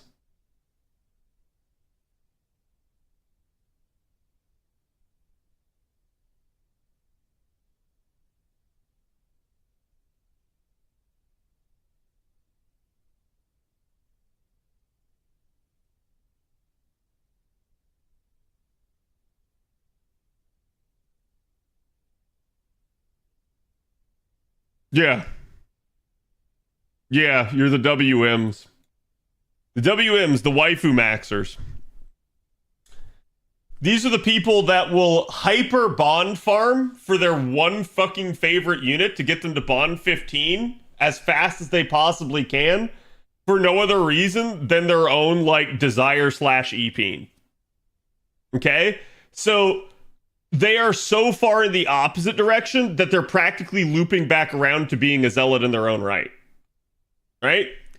And then in between all of this, in between these two like insane ends, you have what I call the pragmatists to various degrees.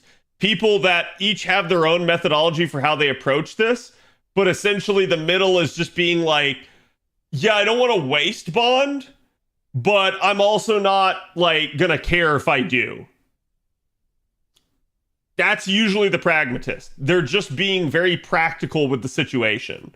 And they're just saying, it is what it is. And I'll try, but I'm not going to try too hard.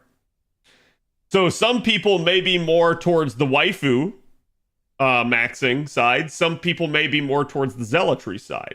But that's usually where people fall on the spectrum, is in one of these like 3 areas. Is there any reason to clear an Olga quest? Yes. You are very likely to get a reward for clearing all of them. Do you need to clear it right now? No. But should you eventually? Yes. Not sure where I'd fit in there.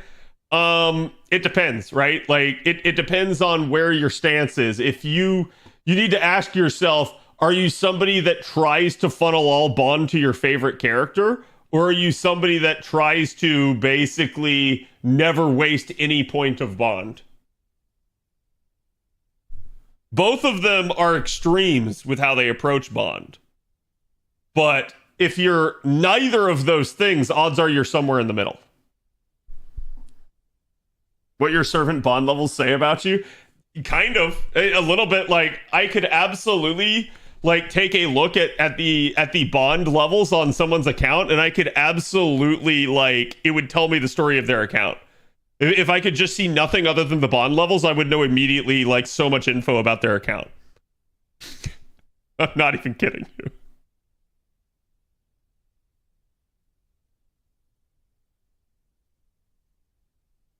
Which reward? Just grails? No, as chat's denoting, I do believe there's one that unlocks a class score, but there is also likely to be a grand reward. We don't know specifically what it is. It has been rumored to be a new unit, but we don't know, because again, there's only like what 2 or 3 of the Olga quests out. So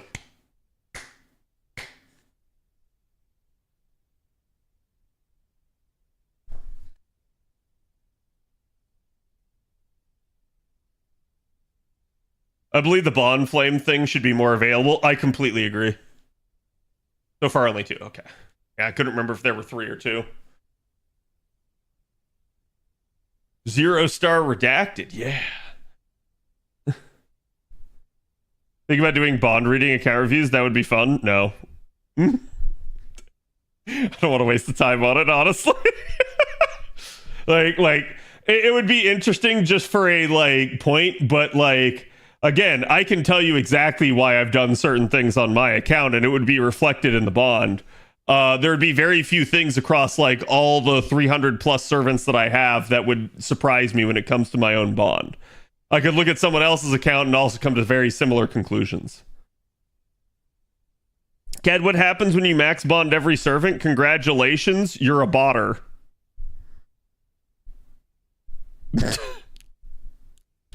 Nobody can actually hit max bond on every unit in the game, basically without cheating. And I'm dead serious on that. Like, not only would you have wasted a monumental amount of money in the game, because you would have to be chugging Saint Courts, but also you just pretty much would have had to have been playing while everybody was sleeping.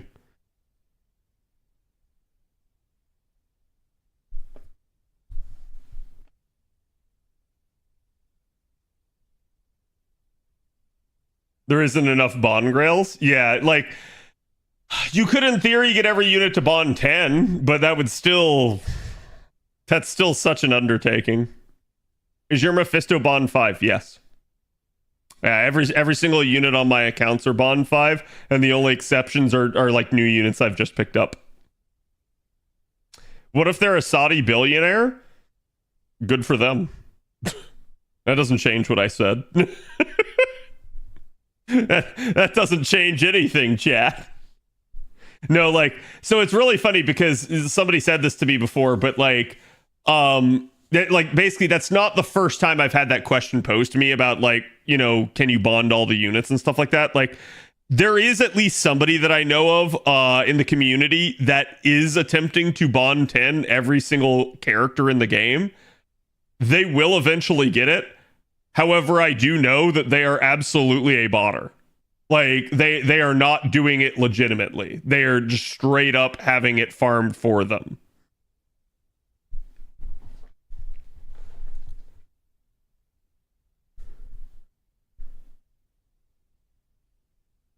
There's that Asian guy who NP5'd everyone. I mean, there's plenty of people out there that have NP5'd everyone. Like, there's some whack jobs on the JP side of things that are like actual degenerates. And I don't mean English speaking Japanese player. I mean Japanese speaking Japanese player.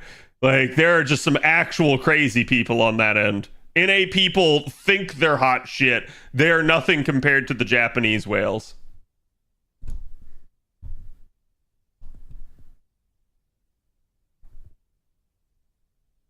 My goal is minimum bond 6 for all SR and SSRs. Just so I can unlock the mana loading append. Yeah, I mean, that's a thing, right? Like, I have told people, like, you don't have to do that on every unit, but that's probably something that you should, like, go towards. Okay, chat, before we do our recording, I did want to watch one other trailer with you guys.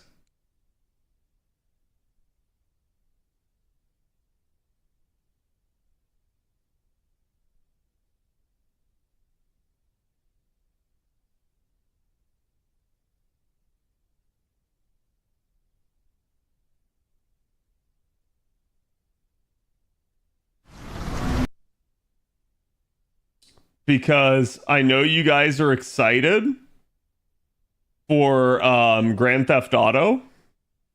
And so I wanted to show you the latest trailer that just dropped for it.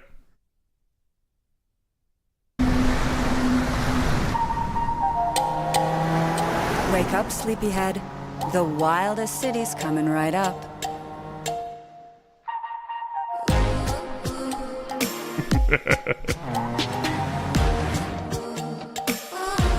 What are you waiting for? Waiting for? Waiting for? Yeah, so like, this is, as you guys can see, this is formerly Project Mugen. It's now called Ananta, but it very much just looks like it's gonna be like anime Grand Theft Auto. Like, and what I mean is, I don't know if you can like boost cars or anything like that. I don't know if there's like illicit drug use or prostitutes in the game. I'm not saying any of that. I mean, it actually looks to be like an open world, like city simulation game that you can run around in, which is definitely pretty interesting. Let me know, kimi no. Now, Looks great. It does. I will say, I think my only issue with this is the overall like style is very similar to like all of MiHoYo's, and at this point now Wuthering Waves is like products, but I would like to see at least a different like depiction of 3D anime avatars. I'm not saying this one's bad, just that they're all beginning to get very samey. Because, like, if I were to show you this and you had no idea, you might just think this is another MiHoYo product coming out. I'm sorry, never mind. It right here. It's no longer a MiHoYo product.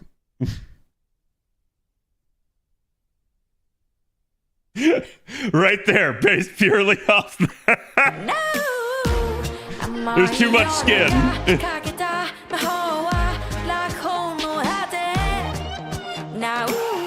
Also, there's just no way. Ain't no white man ever jumped that high. Ain't no way.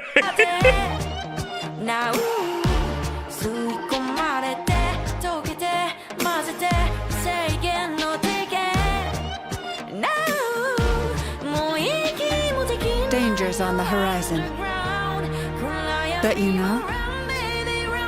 Oh, you leveled up their game with ZZZ? Not from what I've seen. Like, I think their characters have gotten better. Like, they're not as samey. But I don't think they really have, like I still think they're extremely toned down on, like, showing any amount of skin. Everything's always, like, tights and stuff like that. Keeps us united. That one thing. Let's get home early and game on.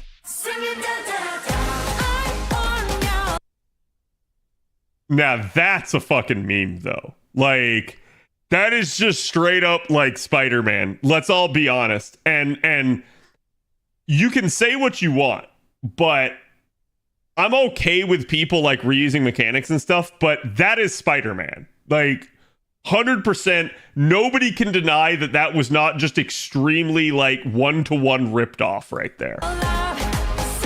Waifu man, yeah, like.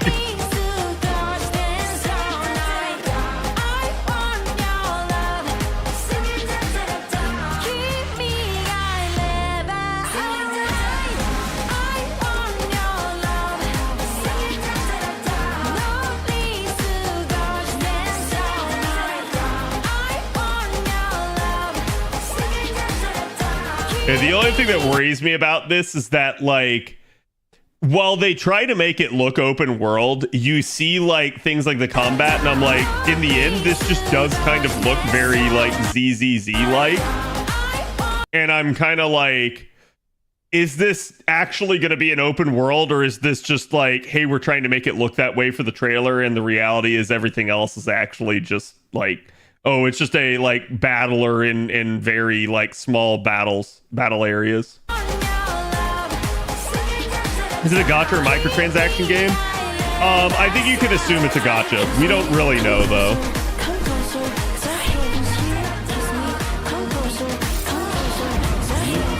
Like, so that at least implies that there's way more out here, right? Like, you can see you actually do get to drive cars. And it definitely, from the other scenes, like right here, you can see, like, well, this may be in a level. Odds are it's not, due to the, like, nature of this. Same thing here. And it would at least indicate that there are much, like, it's not just, hey, you're in a square room battling enemies. It looks like it's a lot more open, with at worst being like maybe a theme park level design. So there are levels at minimum, if not open world, just based purely off this. And again, this shows you can't actually drive the car.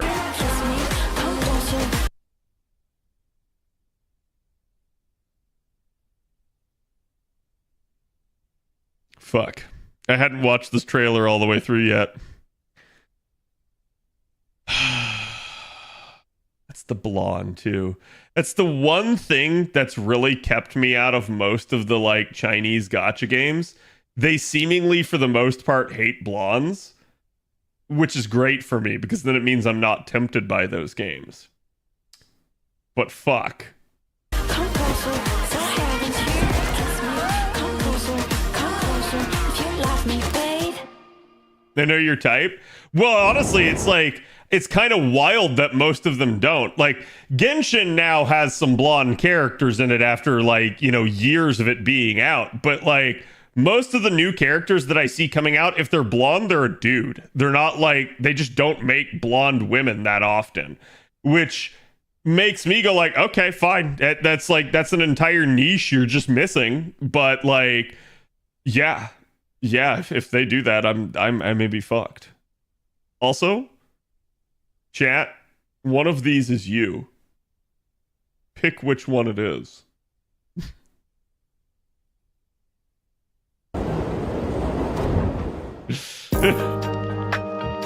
But yeah, like, so you can see they have pre-registration stuff. So like, this looks like it's supposed to be like a gacha game, right? Because that's the only type of game that really does pre-registration. Everybody else does like early access or closed beta or something.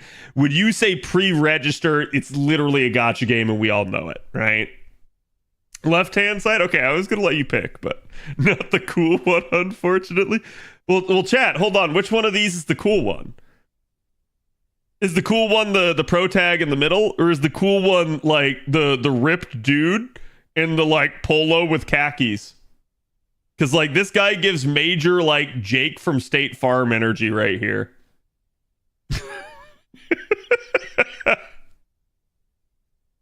Gonna be honest, this looks better than NTE. Wait, what's NTE? I have no idea what NTE is.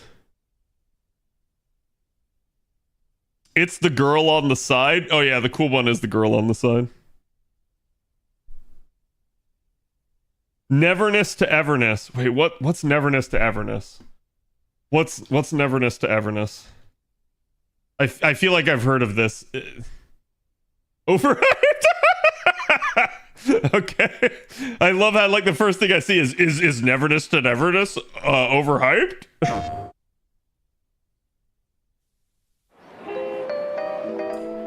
Yeah, I feel like I saw about this earlier.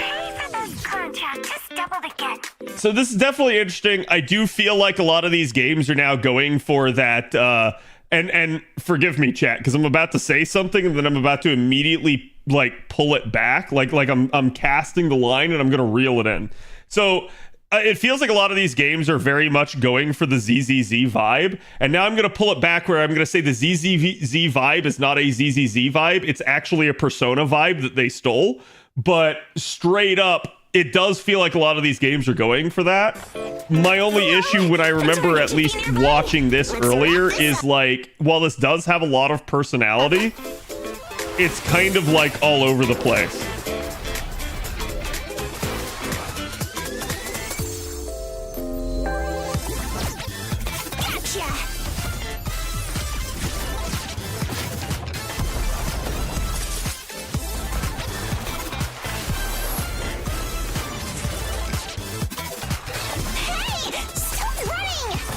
So far, this doesn't tell me anything about the game. It's just flashy. And I think a lot of people are like impressed by like the visual flashy nature of trailers. Whereas like, I'm somebody that I go like, okay, that's cool. That's entertaining. This doesn't make me want to buy your game though. Like what makes me want to buy your game is when you show the actual gameplay. And like all of this is like pre-recorded. It may be shot in engine, but it's all like pre-recorded, scripted stuff. It's feeding time. See, like none of this is like, oh, this is just something that's happened. No, like this was all shot specifically for this cinematic. Oh, we gotta meet the rush before Same thing with that too. So like that's not a like, hey, this is a thing and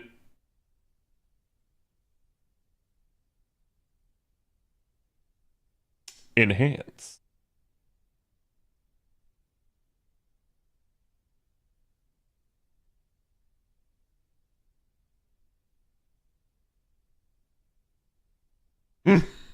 Anyways, so yeah, it's all pre-rendered. Thank you. That was the term I was looking for.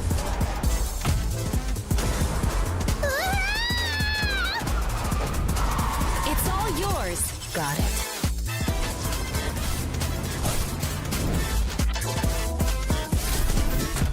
Like, I don't think any of this looks bad, but so far I know nothing of the game. Don't forget the rush I just know it has hot anime women in it, and it has flashy trailers. Even all of that was pre-rendered. You three better have a good explanation. Same with this. Same with this.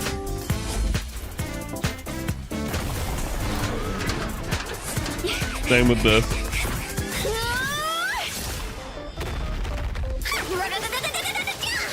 Same with that. And that. That's not even pre-rendered, that's hand-drawn. Thanks. Meddle all you want. Count me out. Same with that. How about we work off some calories? Like, I feel like more than anything, all this is it's a character showcase. And they're hoping to, like, attract you by showing you at least one character that you'll be interested in. Okay, so right there, you finally got some.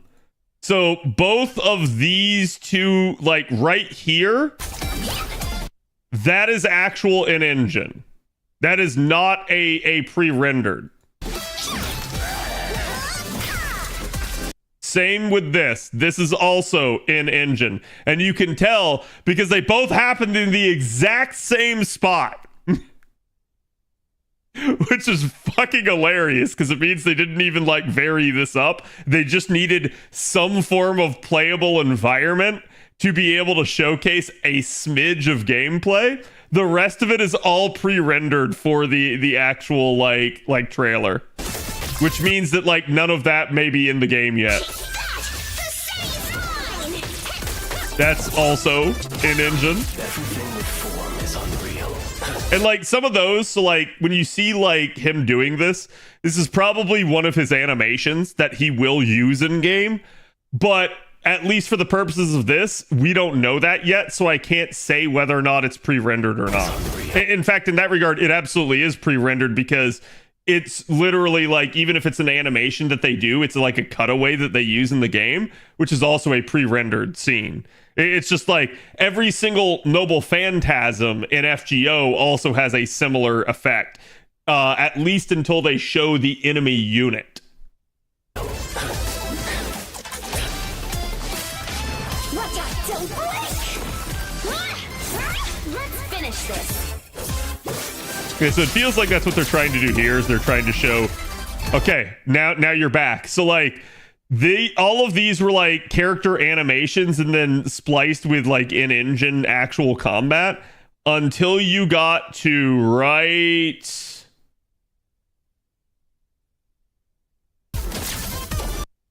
here. This is no longer this is no longer in engine. This is pre-rendered again.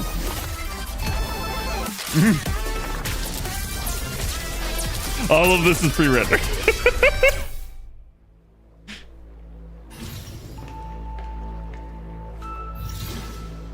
You can go now. Same with this. This is still pre-rendered. All pre-rendered.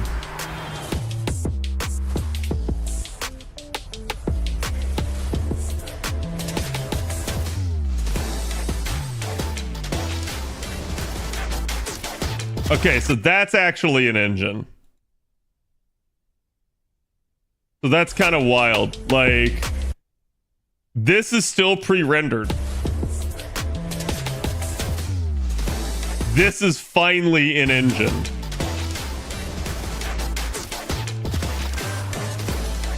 Just flashiness, yeah.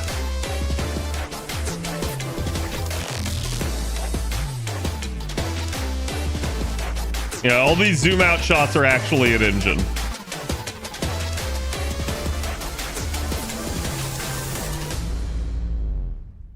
Like, I get it.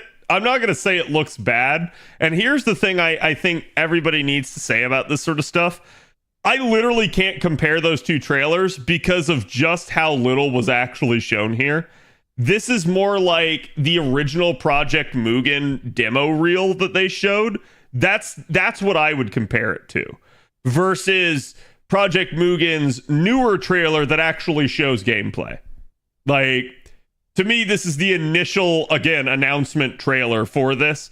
That's where it's comparable to the old Project Mugen trailer. It's not comparable to the newer one because they're quite literally just trying to hook you. They're just trying to pique your interest and hope that you pay attention to them. They're trying to register their name in your subconscious, right? Like that's all they're trying to do for right now. This recently had a closed beta test. That's fine. It's closed, so who cares? You weren't invited. I wasn't invited. No one was invited. Like, and I say that maybe someone here was, but like I just always like, whenever a trailer like this comes out, I don't go, oh, there was no gameplay shown, this is a bad game. What I do is I go, there was no gameplay shown, that's interesting, we'll just have to wait and see. Like, I render no judgment on it unless it makes me feel negative. Like, if I looked at this and I was just like, this looks like trash, then at that point I'm not going to play.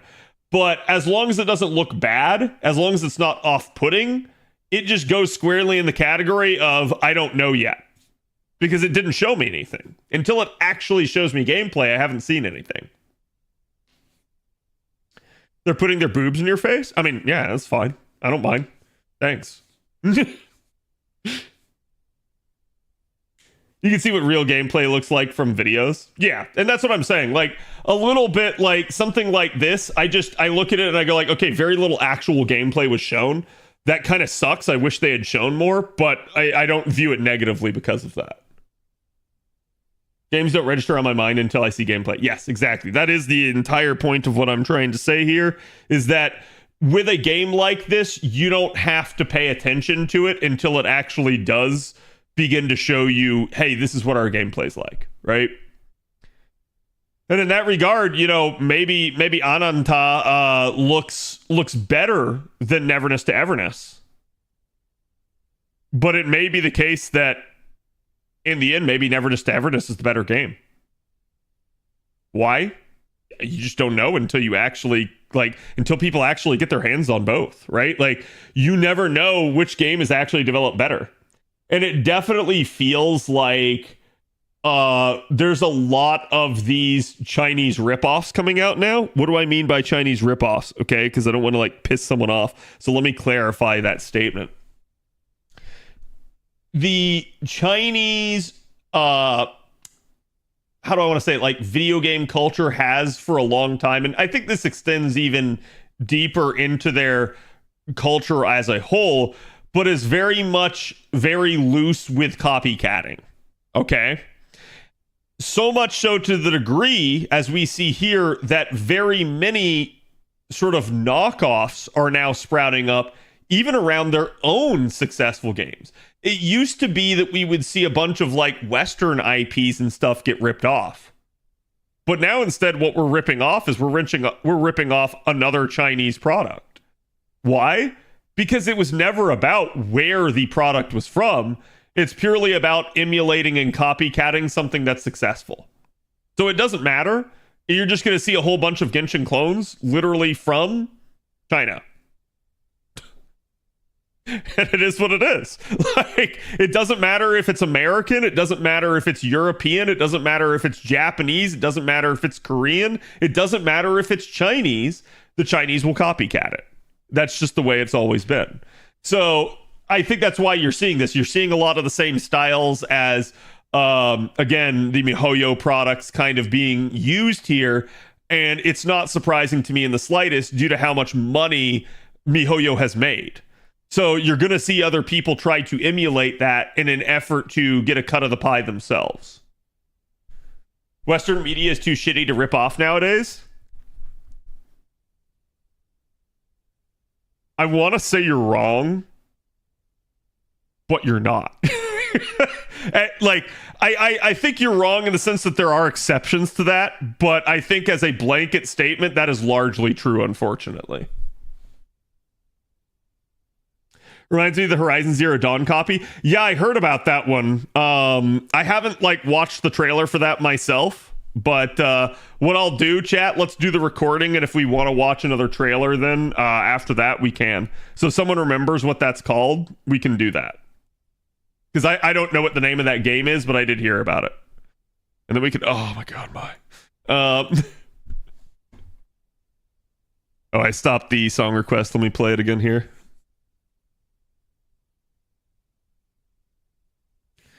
I've seen old Chinese novels, books, and shows get copied down to the dialogue and storyboarding, and no one cares. Yeah, I think that's the only difference is, like, in America and in Japan, there are like copyright laws and things set up to like stop that sort of thing.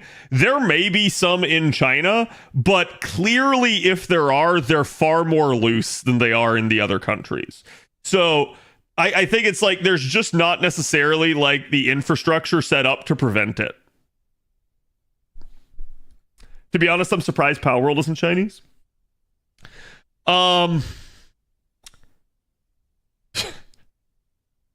Yeah, to a large degree, right? Like, I'm not going to say that like copycatting is unique to the Chinese. There's definitely other people that do it too. It's just the Chinese for a long time have been like that's the stereotype, right? And I know like stereotyping isn't fair. I'm not trying to like say like, oh, every Chinese person does this. It's just that is where the stereotype comes from, is from so many Chinese like knockoffs of products. I don't think Pokemon's that big in China. Yeah, probably not. You know what we need, chat? Like, and I've got it, because like it's literally the entire concept of gacha, right? But we need like Waifumon. I need the ability to like throw an orb and like, no, never mind. This is gonna sound really bad. I shouldn't say. I shouldn't say.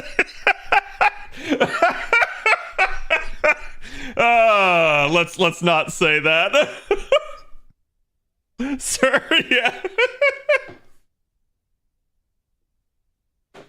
Hold on. I gotta get myself some kind of beverage here. Yeah, okay, that's my cup. I had like 2 cups over there and I wasn't sure which one was the one I was drinking out of. Cad, it's called Light of Motoram. Wait, you're saying there's an actual like Waifumon? Oh god, that sounds a lot like kidnapping. Yeah, like. Okay, so I'll fully disclose here. This is not my thing, but I could totally see like, because I know there are guys out there that are like really into like monster girls. I'm surprised that there hasn't, at least that I know of. Maybe I don't know of it because I'm not into this. But like, I'm surprised that there hasn't been like Pokemon, but with like, you know, like monster waifus. If that makes any sense. He doesn't know. Yeah, I don't know. Therefore, like, if it is a thing, then forgive me for my ignorance. Poke girls? Yeah, like, I know. Oh, God, I don't want to get into this, but I know some people like find Pokemon attractive.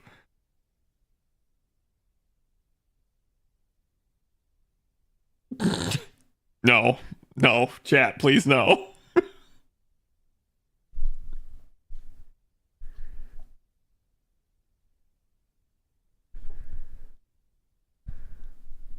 Has anyone heard of the Hawktua scam yet? Yeah, I heard about that earlier.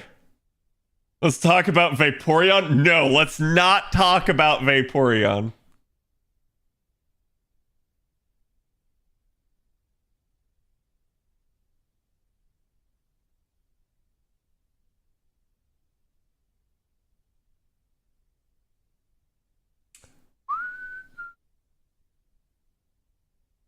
Yeah, see, now chat's getting into dangerous topics. Danger, Will Robinson.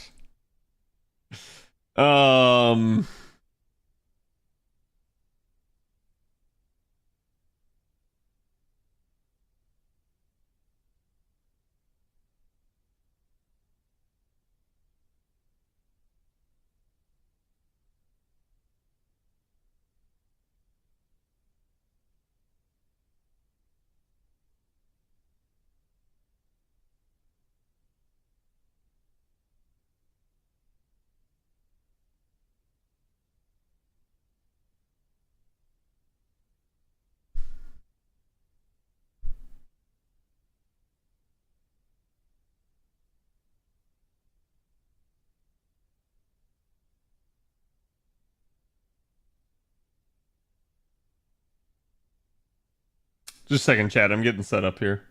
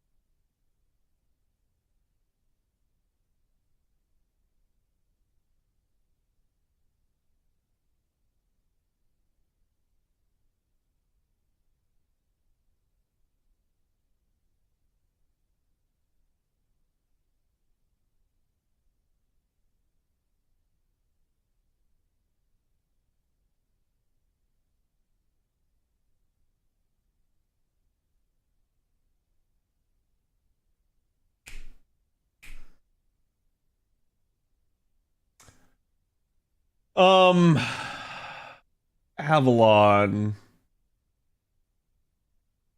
Was there also a separate news post that did the hey, here's what we're changing coins to? Like, I don't mean like the initial post when they first like announced that they were making changes. I mean like when they actually implemented it to it.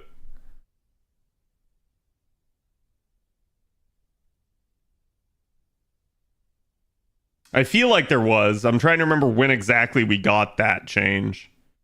It should have been... I think that was the first fix that they put in.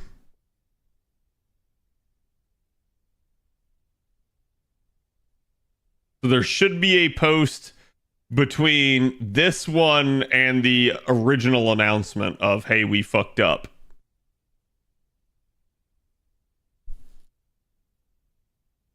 Is it Persona music? Yes. Yeah, it's someone covering it. She's actually doing a really good job. Isn't that in the original? I think, like, again, like, they announced what they're gonna change it to, but I want the one where they actually implemented it.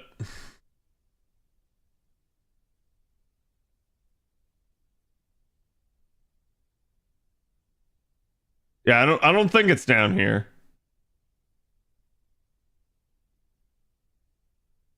Because I don't think they made the change right away.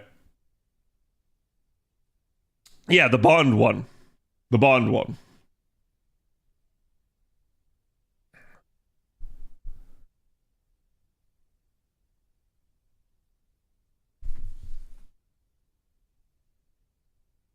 Which is funny because this is the most communication we've gotten out of the developers in like all 9 years of the game.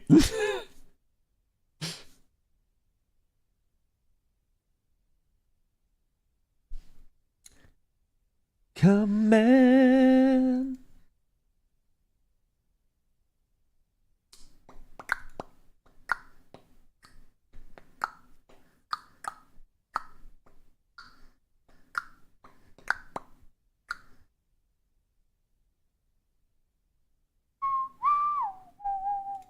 That one, let me see.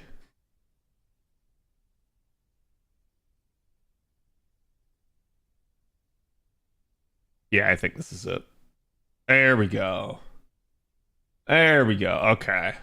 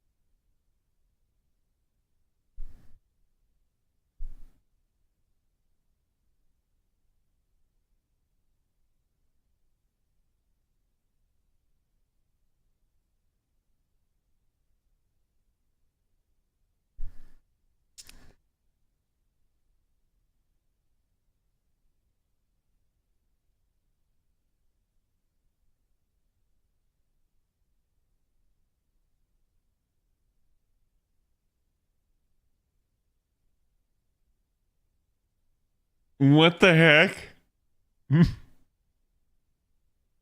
Oh my god. I gotta send this to Trubs. It's gonna trigger him.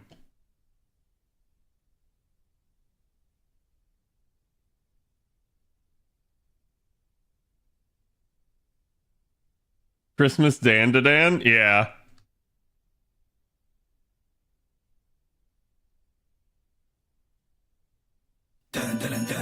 Oh, hold on.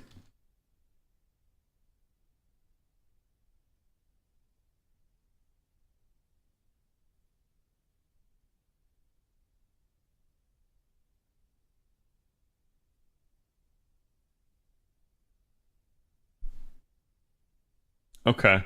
Trubs is asleep right now, but when he wakes up, he'll be forced to watch that. It's great.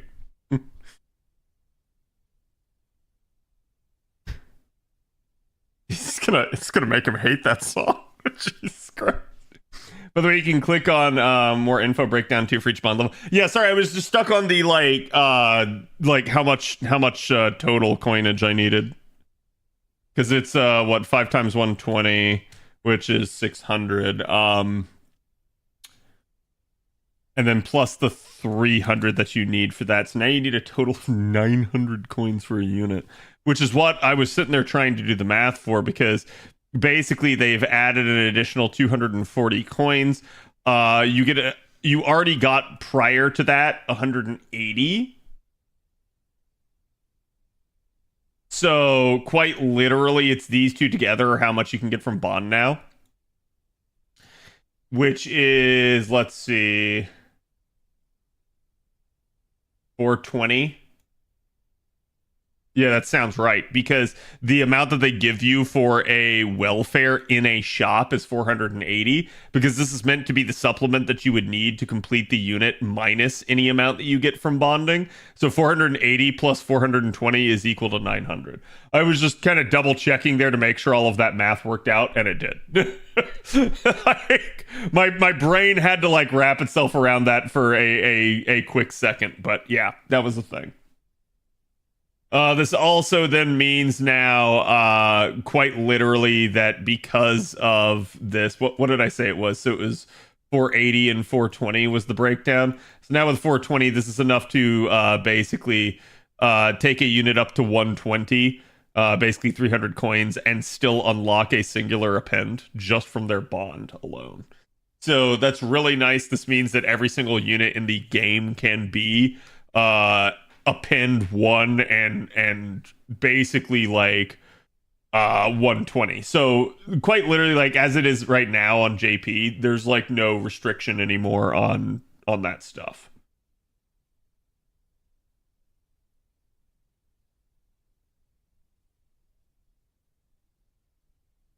Okay, I gotta skip this because there's just no way in hell I can listen to that in the background while I'm recording. No. I have to skip that. I'm sorry, chat. Like that'll just drive me insane. And AI, yeah, if it's AI, chat, stop requesting cringe AI shit. Okay. There we go. Of course that always happens.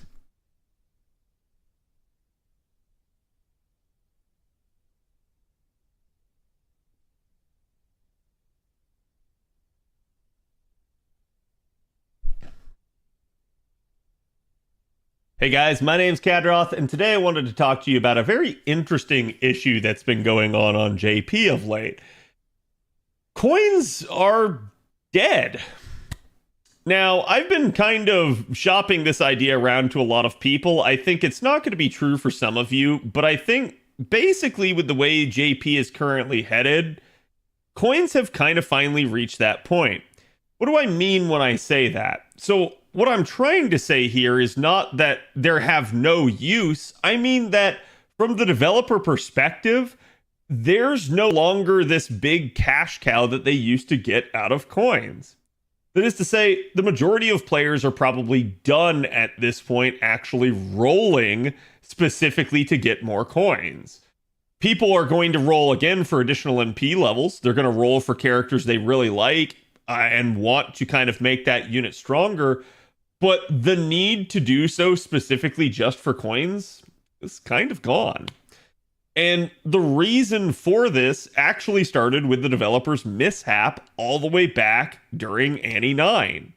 If you guys remember, that's when they announced the inclusion of the 4th and the 5th append getting added to the game. Now, if you guys go back on my channel and find my theories as to them adding a 4th and 5th append, I've been kind of on this subject matter for a long time, basically since they first put in the entire append and coin system. I knew the developers probably would do this at some point, but I always assumed that they would never be stupid enough to actually do it before giving us some sort of coin fix. And this is where the idea of there being a coin fix in the future always seems to come from, is this idea from the player base of the developers needing to fix the system that in their eyes was inherently broken. From the developer perspective, it was probably the reverse. They were looking at this as, how long can we get away with this and how much can we milk out of this? And at least as of this point in time, it looks like kind of time's up. They don't really have any more time to be able to squeeze out of this. So let's talk about why that is. So again, as you remember, they added those 4th and the 5th appends, and the community reaction to it was in no way, shape, or form shocking. Everybody was negative about this change. And the reason why was, I don't think it was necessarily that there was a 4th and 5th append. I think the concept of more append skills was okay from players' eyes. The issue was the coin cost for that and the potential for it somehow increasing the amount that players needed. The issue at play here was that for years, all of us had been kind of accumulating coins and building them up for our favorite units, trying to kind of unlock the appends, get our units to 120, and basically kind of develop our entire roster, particularly our most favorite units, as much as we could. So when they added the 4th and the 5th append, it suddenly increased the need for more coins, and units that players thought they were done with and had completed suddenly became incomplete again.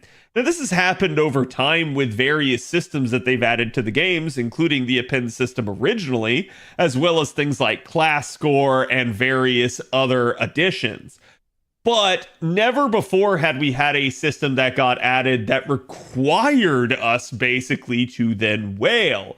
Something that would actually mean that we would need to roll in order to actually get more currency to be used.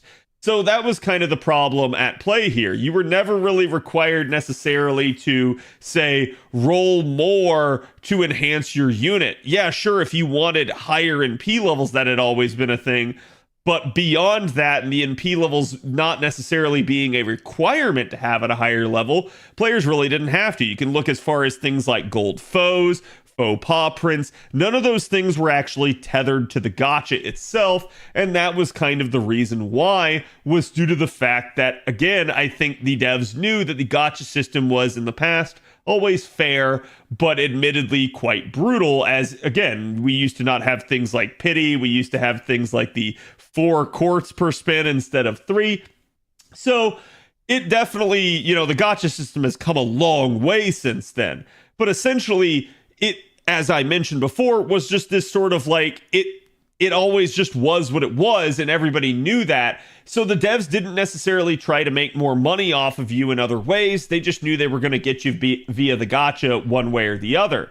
So this is where, again, I think suddenly them forcing the gacha upon you and saying, hey, you have to gacha in order to be able to get the coins to max out your favorite servant, pissed people off. This is why people wanted the coin fix, and then why people were so astounded that they added the 4th and the 5th append later. It just literally was that idea of, wait, I thought I was done, and now you're telling me I have to spend more money. So this naturally upset people, and very quickly after the announcement was made at the anniversary, Kano Yoshiki, aka Mr. 2, came out and announced immediately these changes to the systems and basically what they were going to be implementing. this is an interesting idea in premise because a lot of people have said that none of this was planned. Whereas to me, the way this system always looked and how quickly he managed to come out and have very precise fixes to the issues tells me that some of these were probably planned for a while, actually. I think maybe behind the scenes, there was something holding them back, either Type Moon or Aniplex or possibly even Sony themselves. Somebody saying, hey, no, we need to make more money off this game. You can't put these changes in. But I think the developers had, for the longest time, always known how to fix the system. I think we can look back at something like their restrictions and saying, hey, we're only going to allow you to go to Bond 15. And then now the way the current coin fix does work, and see that, yeah, this was probably something that they had planned all along.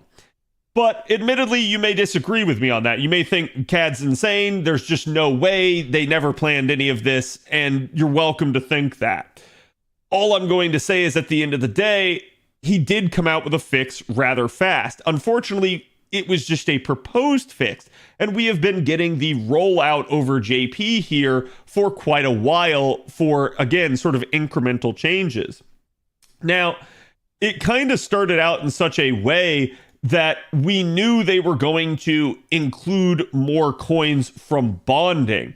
This, as I had talked about potential coin fixes in the past, was probably my least desired fix. And the reason why is because it still left you with the need to bond farm. It still left you with the need to kind of grind out the coins and still be restrictive. It was not a quote-unquote universal coin fix. But this was still a solution to the problem. And as you can see, the change that they made was that they added an additional 240 coins. Now, just giving you some simple facts here and numbers.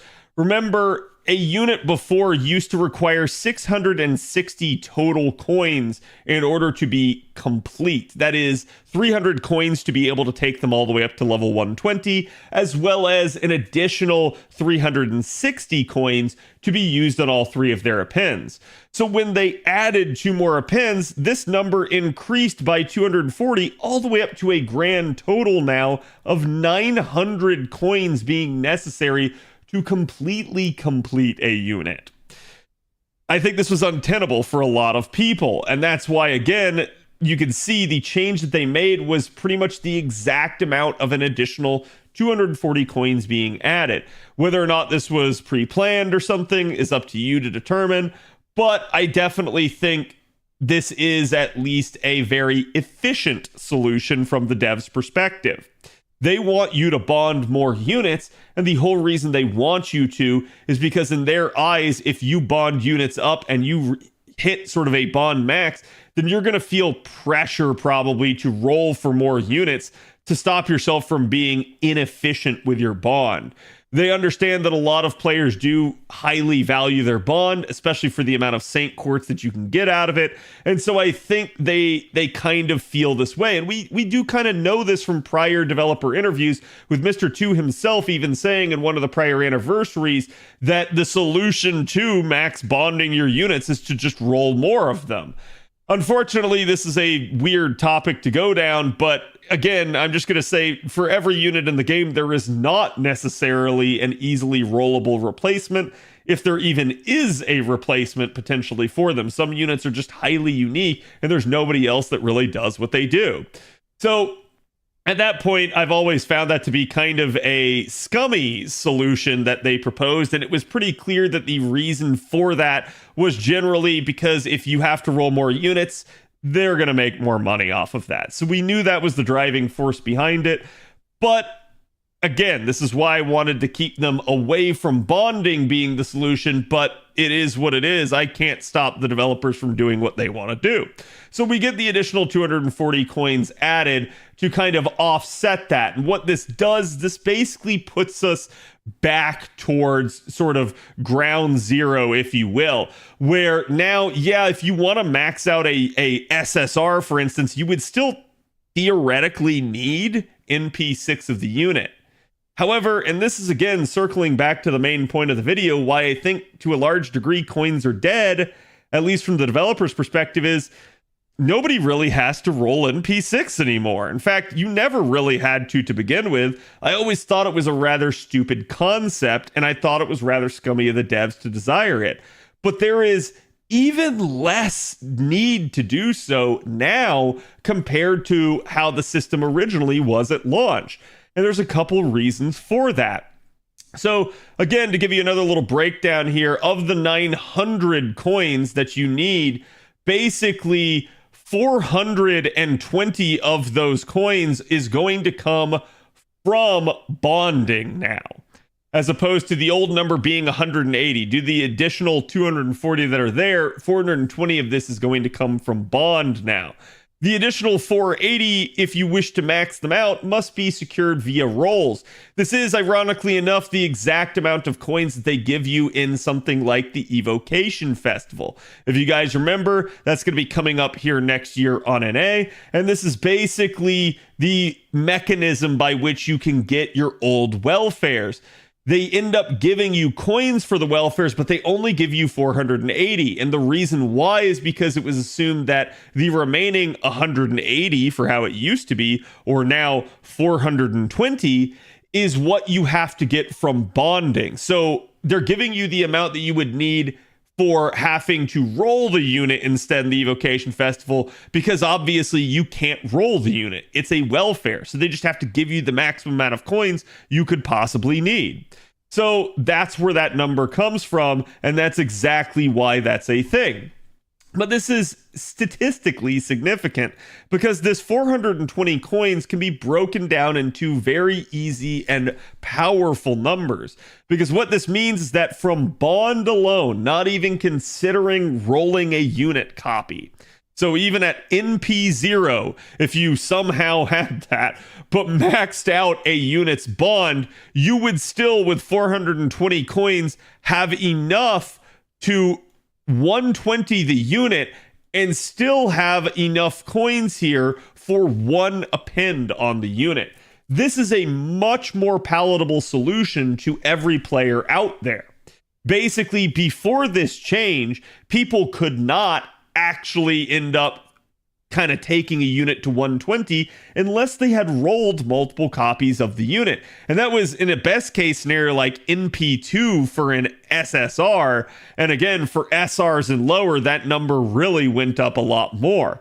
So definitely this was not a good thing the way the system used to work, but now with this bond change, more people can easily access 120. It becomes not as much of a whale thing or as much of a gotcha oriented thing, and now something that's more achievable for literally everybody out there. So this is a huge aspect. The only downside here is just off of these coins, you're only going to get the one append. And at that point, then you're going to have issues. Now, if you don't want a 120 the unit, then certainly you have enough right here to do at least 3 appends instead. Maybe even 4 if you manage to roll, again, an additional copy or something like that of the unit. So there's a lot more viability in the system. There's a lot more you can do with it. It's a lot more accessible to the average player due to this change. And it's because of that. It's because of this initial mess up that they had at Anniversary that the devs really shot themselves in the foot finally on coins. Finally, you don't need to roll that NP6 because of the vast availability via bonding that you now have with the additional coins.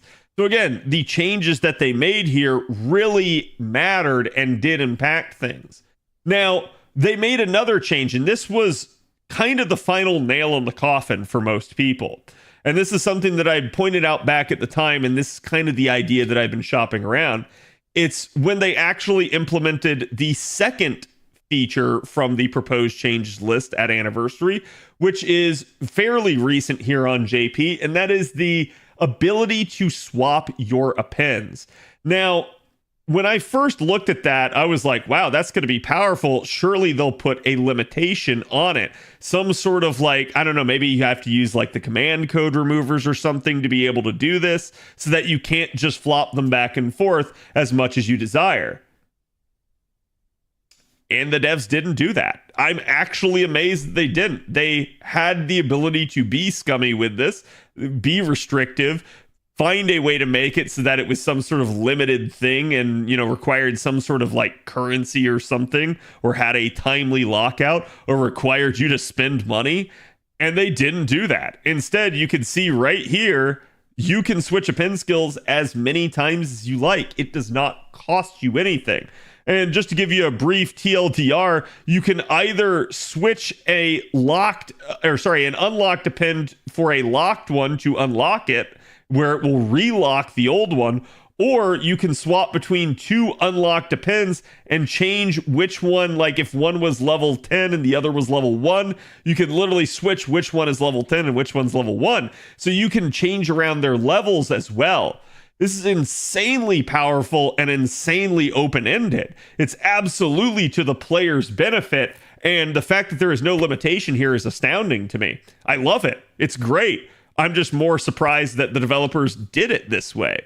It's a good move for the players and earning our trust back, but it's a terrible move for their wallet and basically how much money they're going to make off the game. And the reason why is because now, on top of the bonding change and you having more coins available to you, you now have a system that allows you to not need as many coins. Because the truth of the matter is, in most scenarios, a unit's not really going to find themselves in need of more than, say, even 2 appends at any given moment. You might have the occasional scenario where like 3 are actually relevant, but odds are you can get away with just 1 or 2. Now, if you want to max out your unit, coins still aren't dead for someone like you from the dev's perspective. That is to say, they might still make some money off of that person. But due to the append swap being in the game, the vast majority of players are not going to care about maxing out their coins. The vast majority of players are not going to care about absolutely finishing off that character. They're just going to go, all right, I can 120 this character. They can look, amazingly powerful and good. And then I can just swap the appends around as I need them. I don't need all those extra coins to complete this unit. And because you don't need all those extra coins, you're not going to necessarily have to roll at least beyond NP5, which is the metric by which we can judge the developers making money off the coin system. There was no reason to ever roll past NP5 prior to the coin system. So while, yes, there were people that did it in a rather insane way, they were normally the outlier. Whereas after the coin system and the append system got brought into the game, people did roll past NP5 for various reasons.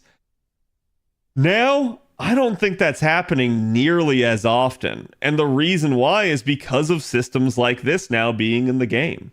So from the dev's perspective, I think coins are finally dead. They're no longer making a ton of extra money off of that. Coins still have value to the player, for sure, but they absolutely are much easier to work with than they ever have been in the past. And basically, all the restrictions have somewhat been lifted. The player can accomplish pretty much any of their goals short of trying to be completionist and acquire everything for a given unit with relative ease. And that's why, again, I'm going to say this system is ultimately a failure for the devs. They made the money off of it in the short term, but long term, just like every other system they've put in the game, it has eventually gone the way of the dodo. That is to say, it is so much easier now for you as the average player to not spend money to still acquire coins than it is to try and spend the money to get it. There is no more that insane incentive when you can just switch the appends around to be whatever you need at a given notice. So at that point, again, I don't think this is going to have a whole lot of value. And then the last change the developers have most recently implemented here, and they still have one more they have to do, is they compensated anybody who rolled for, like, say, Space Aresh Kagal or any other banner during that sort of 5-day period back at Anniversary, anybody that did roll like NP6 or higher, they gave you your coins back. And the wild part about this is they gave them back kind of in the way of being universal coins. The way to interpret this picture is you got coins gifted back to you for that mix-up, basically dependent on rarity. So you have a 5-star and a 4-star amount here, and it's relevant to what you rolled more of. But each one is a sort of limited, story-locked, and permanent variant. So depending what you rolled more of, that would be the coin that you got. So they're not truly universal, but they are at least to an extent saying like, hey, if you got, if you rolled too much Space Aresh Kagal, we gave you those 5-star limited coins back, and you can use them on any equivalent 5-star limited unit to get their coins instead. So this is really like a bailout for anybody that did something kind of stupid during that time. But it also shows you that now there is the possibility of a universal coin out there. And I think players will continue to ask for this to be fully implemented, because as it is right now, this is only implemented for players in the My Room that did roll for that time. If you were somebody that didn't roll and you didn't get the extra sort of like NP6 or higher scenario, you don't see this. It's not even available to you in your Chaldea. So it's only available for the select few people that actually did manage to kind of roll overboard, thinking that they needed to for the 4th and the 5th append. But the thing about this is the developers went to such a, great length to code this and put this in. I'm not saying they're guaranteed that they're going to give us this, but I do think this shows a proof of concept that they can. And I do think this will cause the players to begin to ask for this as a further change. Particularly when it comes to usually what we have every January, which is a survey of the player base. So if the player base on JP gets a survey soon, I think you'll see people asking for this system, this pseudo universal coin system, to be implemented wholesale for every player. Whether or not the developers actually put it in will remain to be seen. But honestly, I don't really see any reason for the developers not to do it at this point. Because again, like I mentioned, the entire point of this video is, I think from the developer's perspective at this point, coins are kind of dead. Let me know what you guys think. Do you guys agree with me on this, or do you guys think the developers are still going to try to squeeze every dime out of this system that they possibly can? I'll be curious to hear you guys' thoughts. Also, how do you guys feel about Mr. 2 and his implementation of these fixes? Do you think he's done a good job with them or not? And again, I hope to see you guys for the next video. Have a happy holidays and a Merry Christmas. And good luck with the JP Lotto if you guys are playing on that end.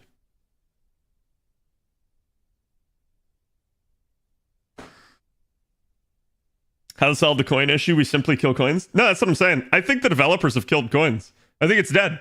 I don't think anyone's rolling. I'm sorry. Like, I think you're gonna see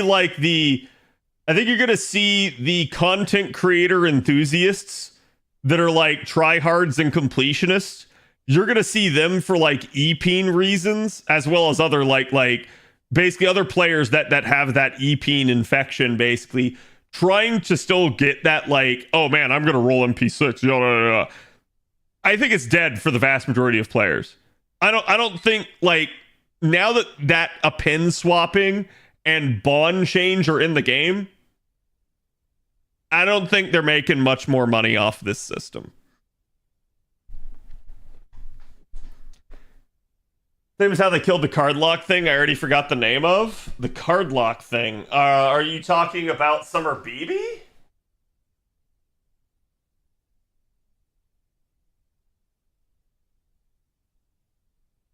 Woodstock, thank you for the 34. Appreciate it, my man.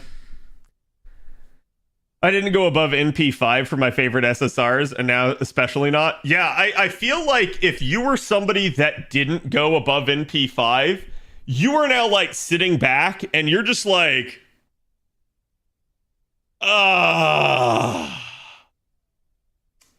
man, it feels good to be right.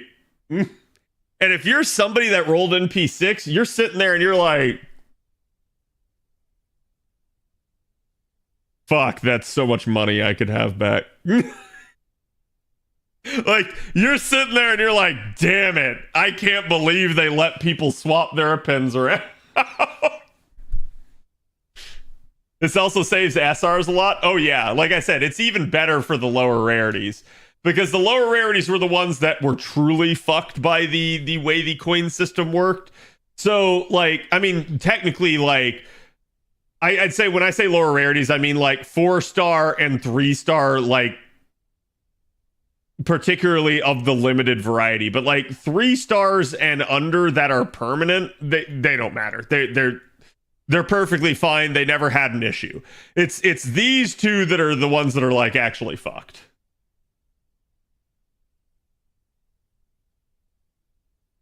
Perma 4-star coins sucked. Yeah, it's just awful. Like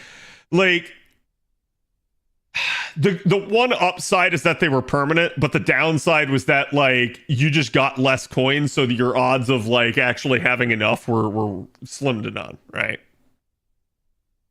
How many copies were needed for a 4-star again? It depends on whether or not they were story locked and limited or permanent. Because story locked and limited was 50. Permanent was only 30 per copy.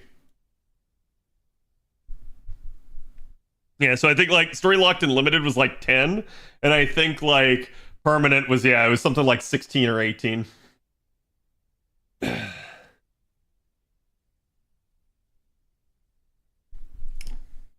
My Nito needs NP5 Bond 14, and that was only for 120, no appends. Yep. Yeah, that's just freaking wild. So like these changes have now made it possible for everybody to get 120 on any unit, which is great.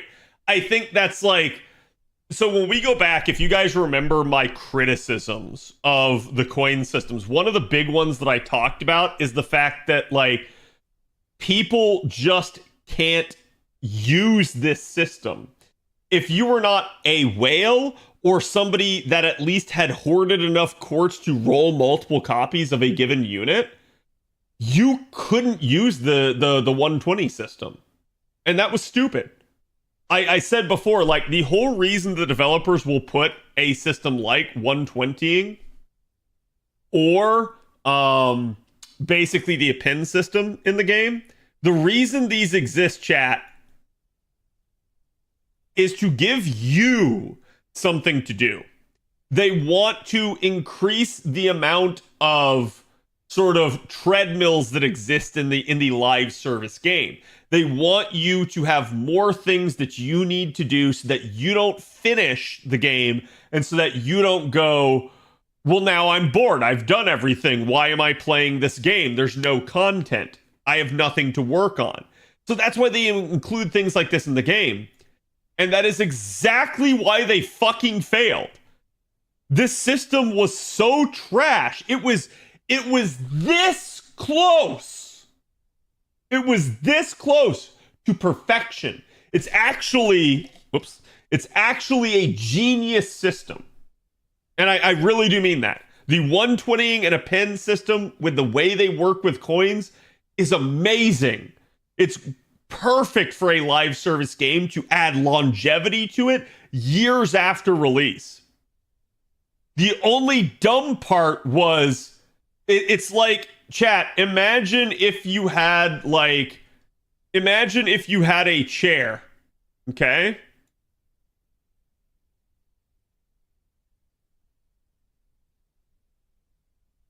Right? So imagine you have a chair.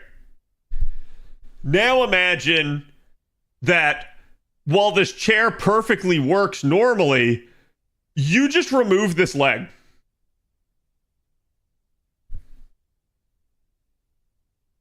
Have fun.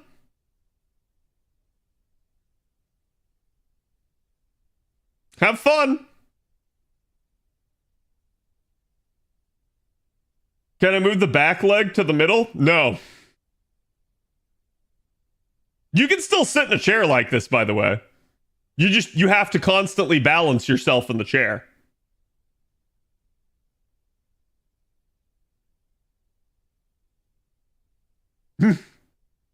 Completely maxing my character with the actual fuck, literally mind-boggling. Yeah, and that's what I'm saying. Like, I think everyone's over it. I don't think anyone's trying to max out their character completely.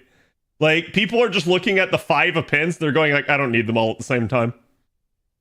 Like, maybe have enough for like 2 or 3 unlock, sure, but like, I don't need more than that. I completely agree with that sentiment. Like, you should not have to be rolling more than in P5. But that's exactly what they did to the coin system.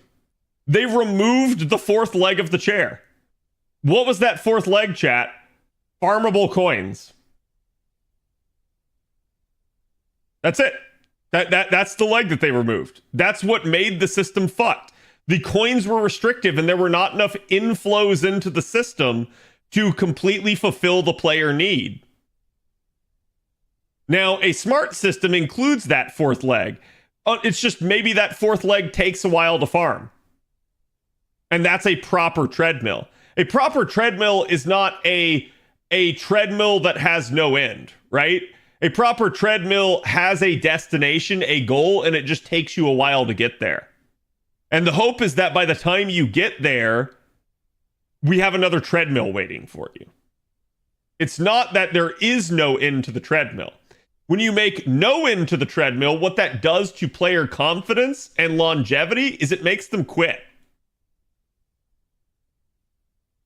And the reason why is because imagine, if you will, that you are sitting there and you're walking through a tunnel and you keep walking and it's just dark and it's dark and it's dark and it's dark and it's dark and it's dark and it's dark and there is never a light at the end of the tunnel.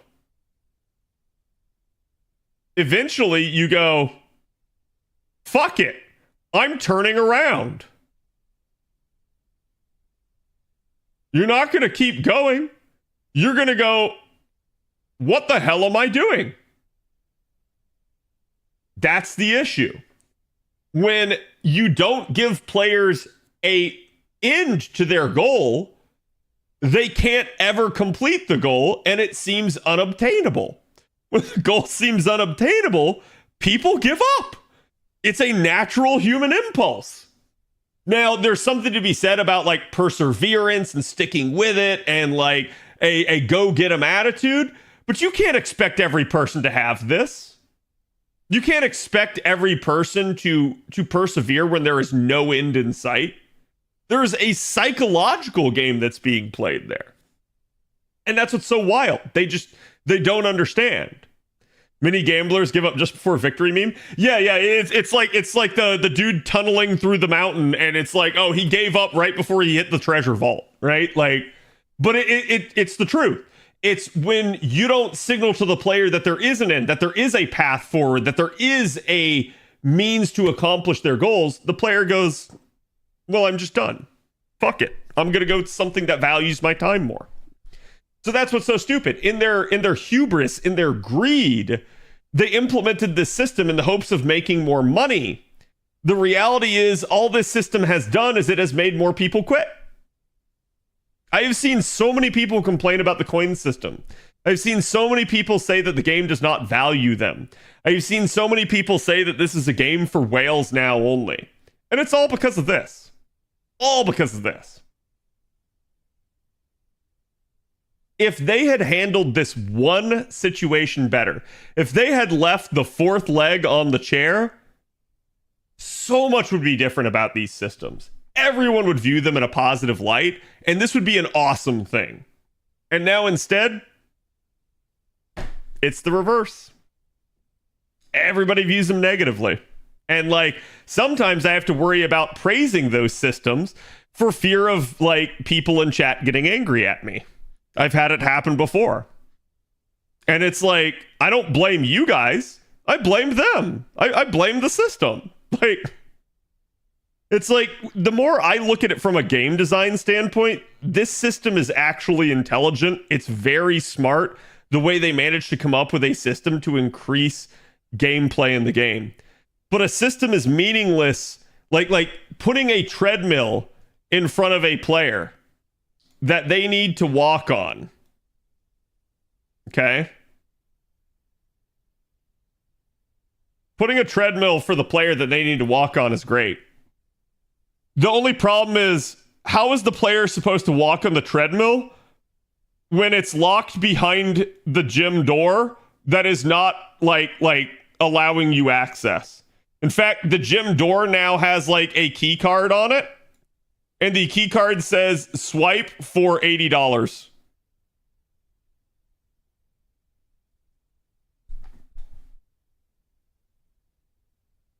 Guess what? Free to plays? You don't get to go to the gym. You gotta be fat because you're not a pay pig. Like, the door doesn't exist. It's just a full cement wall. No, the door exists. The door exists. It's absolutely there. It's just locked, and you don't have the key card for it. It's attempt to swipe for $80. Oh, that's true. Yeah, I did forget about that. It's like, it's more like a slot machine. It's like, you don't get to just swipe the card and go in. It's literally like, you might need to swipe multiple times.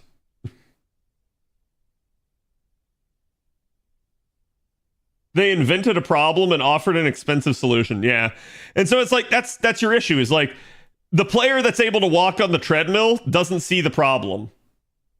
They're just like, yeah, whatever. I got money. I'm doing it. But the player that doesn't want to do this. And so this is wild, right? Because let's redraw this over here.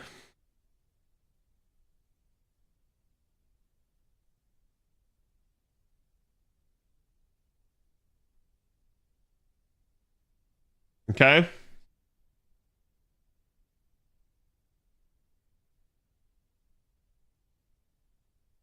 Okay, there's your door, chat. And here's you. So what happened?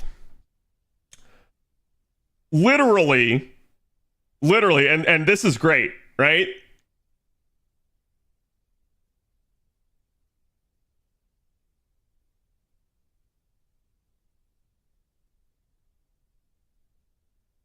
Okay? This is the way the system played out. Do you know where the devs fucked up? I mean, like, they fucked up in the beginning. Like I said, it's the fourth leg issue. But the system was still kind of going in this state. Where they really fucked up is when they added this.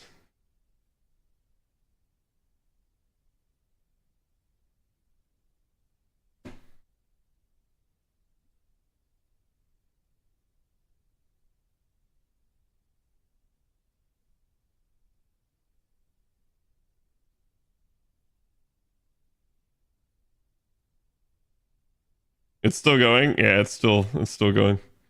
There's still another 30 seconds of it.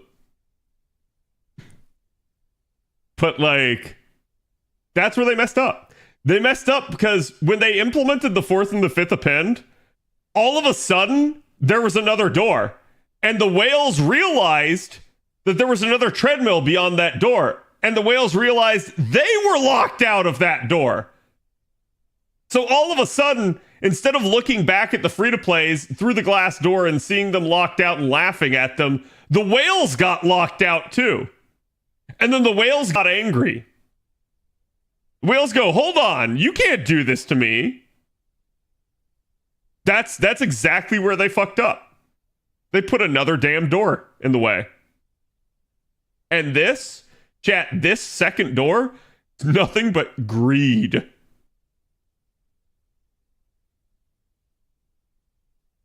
Okay? It is nothing but greed. Yeah, Space Whale is the guy that rolled for like NP7 Space Ereshkigal and got the compensation of the universal coins. He just goes like, wait, there was a problem? But like, no, I think that's really the issue. Is all of a sudden this door was gone, and the whales were on the other side of the door. It's like they literally picked up the whale and put them on the other side of the door, for all intents and purposes.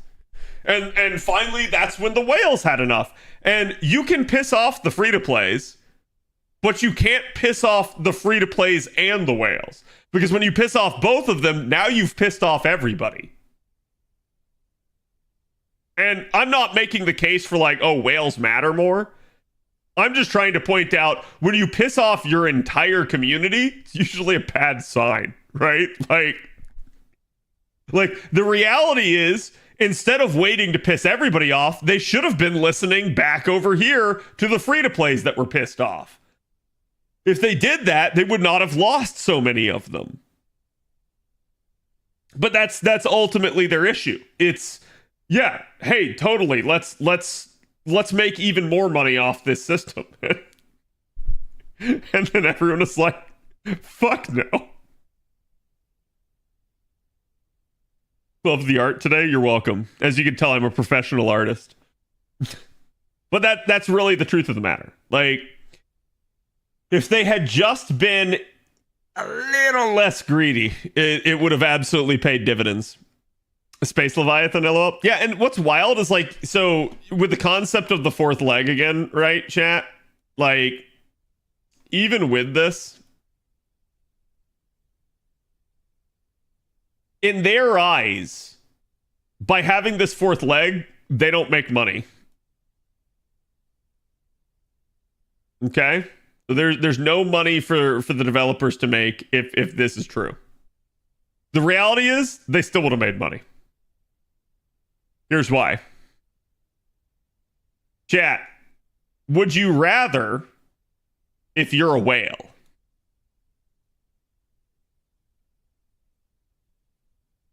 and you have money to spend,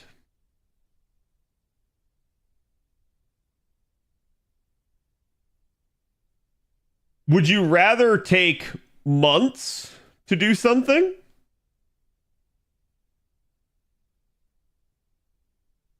Or now?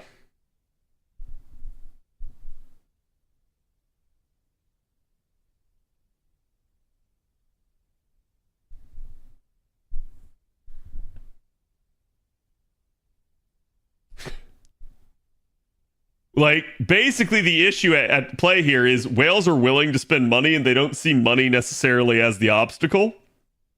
Like, it does depend. There is an issue. And for every whale, this is going to be a different breakpoint. But they would still make money because some whales would go, yeah, fuck it. I'm not waiting to bond farm to get my coins. I'm doing it now.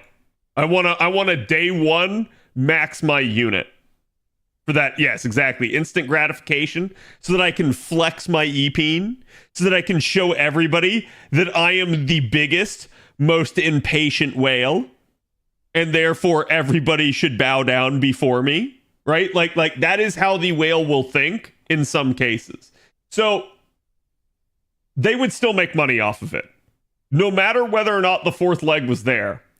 So pulling that fourth leg, yeah, they made a little bit more money off this system. But man, they fucking pissed people off. Man, they pissed people off by doing that.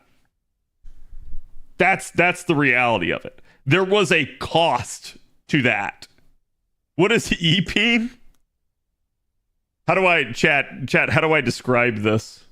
EPeen is basically like electronic or internet penis, and it's the concept of like, you know how like guys compensate, where it's like, oh, I gotta go out and get like a fancy car or a hot woman to show how manly and macho I am. That's what EPeen is, except of the like internet variety. So it's like, look at like my insane accomplishment, look how much money that I spent. That is me flexing my EPeen. So, like, allow me to give you guys an example of this, right? Like, oh, it's better if I go back to NA. This is better.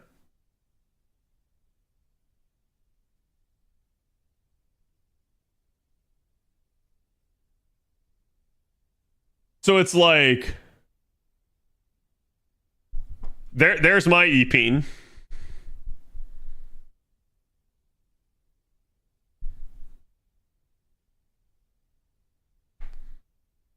Behold my accomplishment, gaze upon it, and wallow in its magnificence. But yeah, that's the entire concept of epeen. It's just like guys doing stupid shit to try and flex and show off.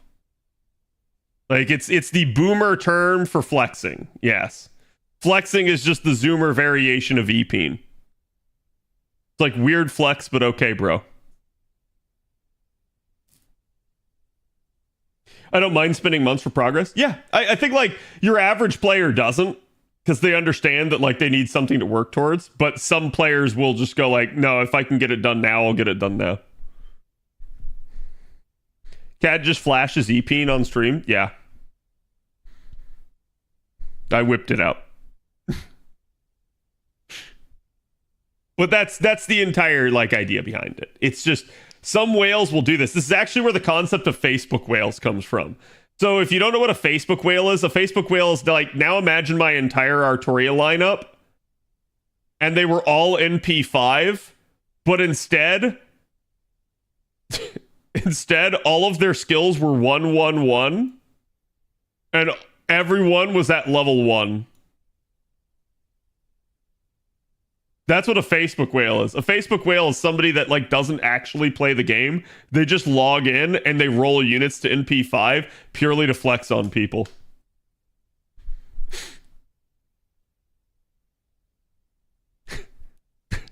And let me tell you, I have seen people that do this. They're definitely like, I don't see them really anymore. But to be fair, I don't really hang around those people anymore either. They're kind of assholes. It's just not worth dealing with people like that.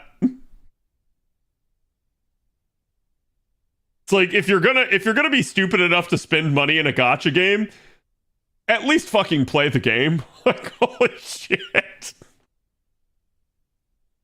With extra free to play, by the way, yeah. It always has to be like in quotes though. You always have to say it in quotes so that everybody knows you're totally joking. Some Genshin whales are like that. Yeah, absolutely. Like, I think it's different if, like, you used to play the game and then you stopped. No, like, Facebook whales are like, they legitimately have never actually played the game. They just log in to roll and just to, like, flex on people and show how much they've rolled. At least the NP100 Merlins leveled a bunch of them up. Oh, I think they're all leveled up in his case, which is, like, wild. I call them esports units. I mean, I have esports units, but most of my esports units are like where I got an extra copy of something unintentionally. like not due to like me spending more money to get an esports variant.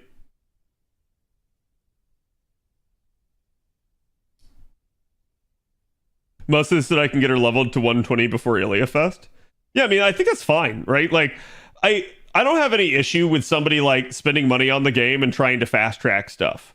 And that's exactly why I say like it's a thing you can do, and that's why I know people do it and that the developers would have still made money off that system. Esports units to be something like 1010x. They don't even have to be 1010x, they could just be 10 or even just 9. Like basically the concept of an esports unit is leaving a unit at a lesser than max level to basically try to get them killed faster, usually in an effort to at least allow them to have like a skill benefit or an NP benefit. Usually they're just never 1-1-1. Oh yeah, they're never 1-1-1. There's no point in leaving a unit 1-1-1 if you're trying to esports it. Like in theory, some of my potential esports units are that way, but it's because they're just like they're sitting in the second archive unleveled up. It's not because they're like I'm actively using them as an esports unit. They're just hey, this could be an esports unit if I feel the need to develop it. Not like, hey, I'm actually using it as an esports unit. My esports Odysseus, level 10, or sorry, level 1, 10XX, yeah. Like, you see a lot of esports units with like Qingong. Same thing with like Sherlock Holmes. Same thing with I've unironically seen like esports Scotty and esports Castoria. Yeah, you could also use a Koyanskaya for that. Esports Bride, right? Where's my Morgan? Not depicted here, but she is a thing. My Morgan's not Grailed though. That's the thing, which I'm sure probably makes some people scream. But the reason why is Morgan is not Artoria, and this list, while it is the Saberface support, it is all Artorias. Like that is the common theme of it. And you can see 120, 120, 120, 120, 120, 120, 120, and currently the next working 120. It's the Artoria list. Yep. Lots of low rarity taunters are commonly esports. Yeah, that too. So like your Leonidas, your Georgios. Both of them are usually frequently used as esports. I see, so you're just flexing. Yes, flexing equals eeping. But no, that's how to proceed with my Grails next year is something I still haven't fully decided on. And the problem is I really need to make a decision soon, because I think if I go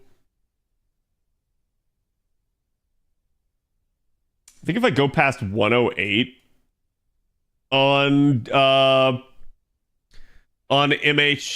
MHXA, I think it's like the potential alternate thing that I want to do would just be unattainable. So the Grail situation, that image definitely put the issue in perspective. Yep. Look, I'm going to say this again. I'm not going to say anybody hasn't done something like this yet. I'm sure other people have, but like, it's rare. You don't see very many people that have their account min-maxed to be able to do something like I'm doing here. Most people just don't take good enough care of their accounts. Did you do this month's Grail casting? Yes. So the only difference is I haven't applied all my Grails to her. And the reason why is because, like, again, you can see, like, I'm literally not capped out. And it's because I know we have Carnimus incoming. And Carnimus is literally going to be while it's a lotto, it's a limited lotto. But even with a limited lotto, you're still going to get a ton of embers. So I actually need room to be able to use all the embers. And so that's where that's going to go. Because I don't have any other unit to level. And Carnimus will not give me a new unit to level. So I'm literally not going to get a new unit to level until New Year's. Shouldn't you be saving Grails for the welfares? That's exactly the situation that I was talking about. And it's why I was saying, like, I think if I go past 108, I can't do the welfare thing. So I have to make a decision as to whether or not I want to complete this list or try to min-max the welfares. And I think at minimum, I'm not going to go all the way on the welfares. So the only question would be, can I do what I want to do with just doing the Artoria welfares? Of which there is Mixa and Santa Altar.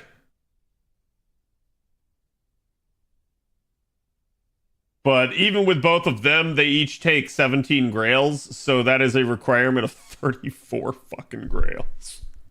That's a lot. Like, remember, chat, if you just do your Grail casting every month, you get 2. So basically 2 times 12 is you're only going to get 24 Grails out of Grail casting in a given year. So requiring 34 Grails, that's spicy right there. I hate trying to level 120 a unit. It's just plain torture. It's not too bad to me. What I would tell you to do, and again, if you guys have goals of trying to 120 a unit, 2 things that can really help you. 1, wait for half cost embers. 2, only do it when it's 2 times suck or higher. And then you won't have nearly as much issues. The reason why you do these things is because both of these things absolutely cut down on the number of embers that you need. Okay? So, like, sorry, this cuts down on the number of embers you need. This cuts down on the amount of AP you need to get the embers. So you're drastically increasing your efficiency if you wait for these time periods. The reason that we were talking about the welfares is because during the welfares, there is also a like 2 times experience bonus on the welfares. So that literally like it immediately like bifurcates the amount of embers I need. I literally go from needing like, you know, thousands of embers to needing half of thousands of embers instead. Doing it during a lotto is also fine. Yeah, I mean, if you don't want to like burn, if you don't want to burn embers during a lotto when you're doing the whole like mailbox stuffing thing, the easiest way to handle that, just throw them in what I like to call the garbage can, which is the infinite pit that is a 120. Like I think in order to take a unit to 120 just from even like level 100, I think you need like, I think it is around like 500 boxes. It's like it's a lot because remember the lotto boxes only have 4-star embers in them. With the Evocation Festival, the welfare in each part does have double experience gain when they're released, right? Yep. Which is why it's like that's the big thing that I'm really considering. Because so far I have this one right here and this one right here. And at least they're relatively spread out, but that's like, oof, right? Because even for just taking one of my 100s already up to 120, that is still an additional 10. That's 10 per each pre-prepped unit I have. And then to take a completely unprepped welfare, that's 17 grails. So, like, if I just wanted to, like, finish off MHXA and then do MIXA, that would right there be 27 grails. Which I can do, but...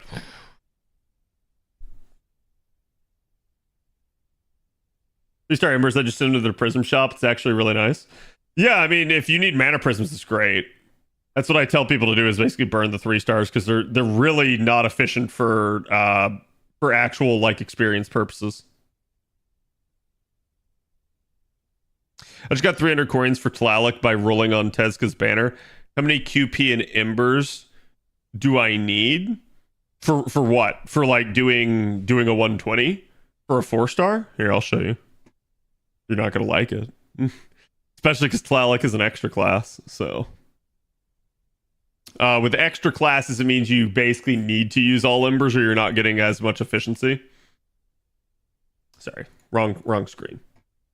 So I know it's kind of a difficult thing to see here, but you can see the levels on Chaldea app. This is where you can set in to get the experience calculations.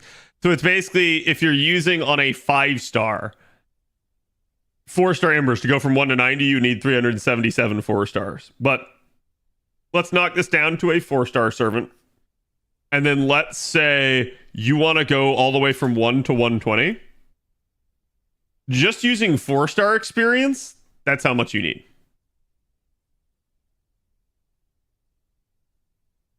Sucks, right? Doing a 5-star? I mean, that's way less. But that's still a shit ton. Now, the cool part about this is, and the way that I've explained this to you before, taking a unit all the way up to 120. So like, and I'm going to talk about it from this perspective, right? So let's do it right here. Let's start at 100. Let's go 100 to 120. There you go. 4,180, right? Now let's change this from 100 to 101. Well, that's interesting. How many is that? That's 209. You want to see a really cool thing? Let's change this back to 100. And let's change this to 1. Huh. That's 213. So it's 213 embers to go from 1 to 100. And it is 209 embers to go literally from 100 to 100 to 1. Okay? What does this mean? This means that for every level past 100 that you level up, it's as if you were leveling to 100 again. So a 120 unit is the equivalent of leveling a unit to 100 21 times. It's kind of neat. It's also kind of daunting when you think about it that way. But that is why it takes so many embers. Our reason 3 times suck was such a godsend. Oh yeah, I literally finished all of MHX with that. You don't count Saber Lily as a Saberface welfare? I do. I absolutely do. The issue is she's not featured in the Evocation Festival, and the reason you want to do it. So like, let's look at the Evocation Festival part 2 here, right here for Mixa. Okay. What do you get here from this? So you got some missions, yada, yada, yada. And then there's other campaigns. So there's half cost QP when leveling up all servants. That's going to make it cheaper on your QP. That's nice, but that's not amazing, right? There is great and super success chance ×2 for all of the featured servants. That's nice. That's going to increase my odds of getting, a super great proc. There is every Ember gathering for each of these units is available at half AP. Well, that makes it cheaper to grind the Embers. And then there's this, and this is absolutely king. Basically, what this does is if a Ember would have given you 30,000 experience, instead it now gives you 60. So each Ember is worth double during this campaign. That's why it's so big. Theme preload is up? Yeah, sure.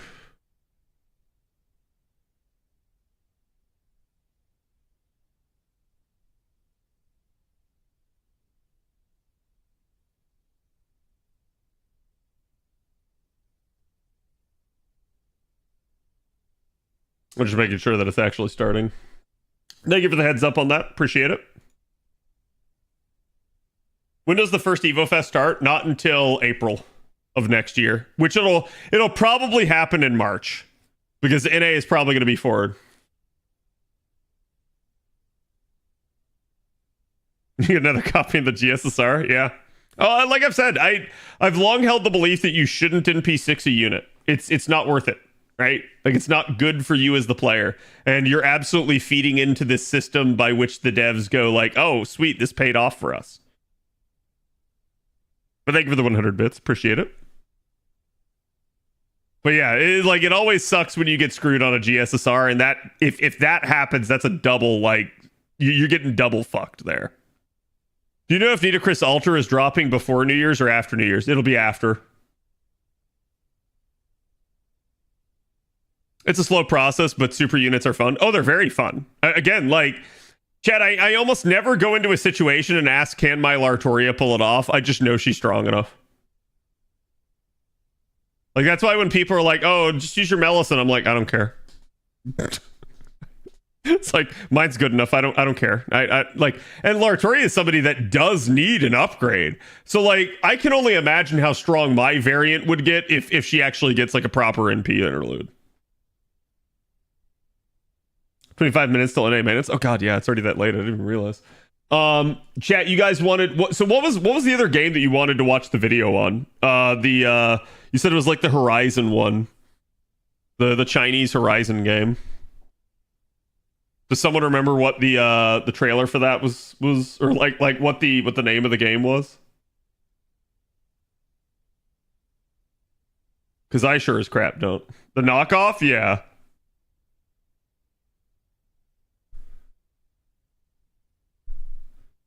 Light of something?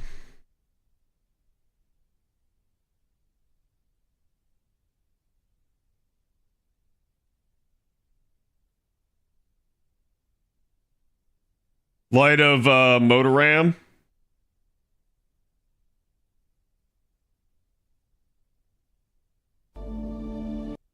Oh damn, this is like a 7-minute trailer. What the fuck?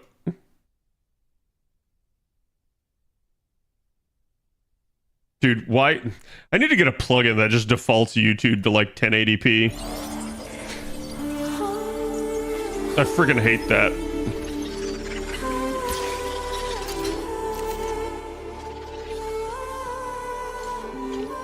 Okay, the triangle thing is making me think Destiny right there. Now I'm thinking Terminator, because like, I think, isn't it the Terminator trailer is when like a skull first gets like stepped on?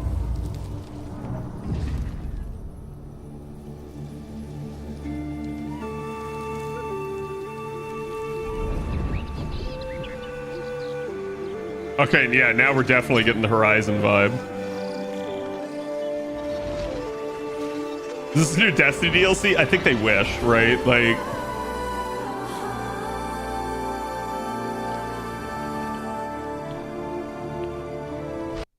Yeah, so like, I'm not the biggest Horizon fan, but like, the second you showed this, like the cavern with the technology embedded partially in the cavern walls, oh fuck yeah, that's straight out of Horizon. Like, this is exactly what they're going for, just based off this one shot. Wake up.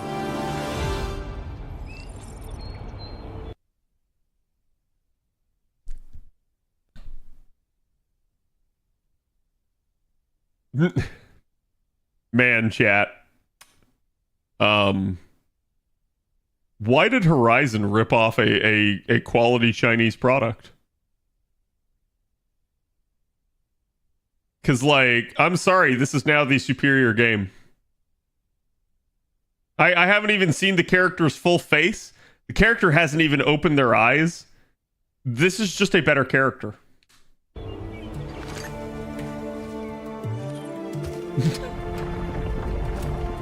I call you forth, the fourth breath I grant you, to live in this world which spirals against time.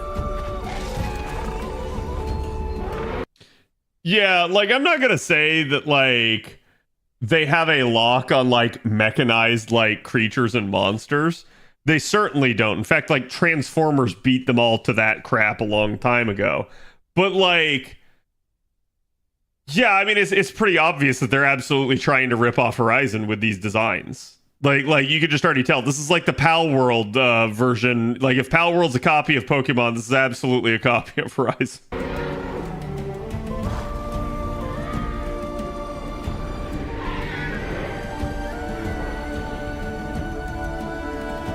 And to a large degree, probably both of them are copying Ark.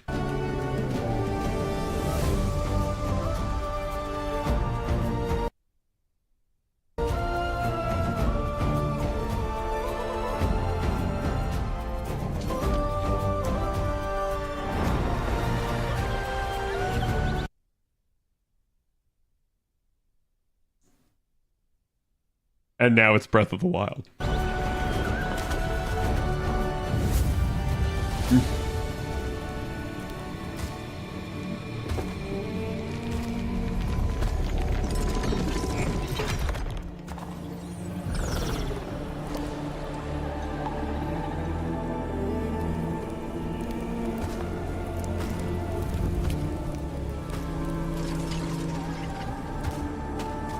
So this is actually really interesting. So, like, obviously, like, the cave depiction stuff is a Horizon thing. However, the style this is done in actually, like, is more, like, emulative of Breath of the Wild.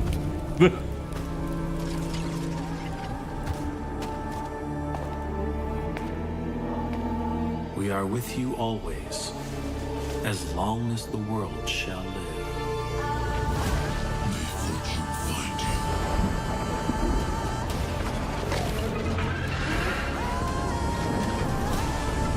Pokemon is a copy of Dungeon Quest, right? I don't know. I've heard that alleged over the whole, like, ball throwing and capturing patent thing.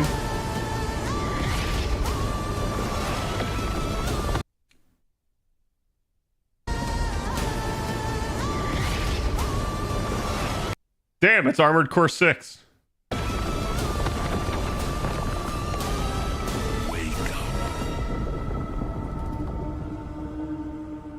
I had this dream. where a god that blessed brought destruction. That is an AI voice. That is not a VA. That actually sounds like that's an AI voice. Where a god that blessed brought destruction. So why can't human beings kill God? Somebody's never played a Final Fantasy.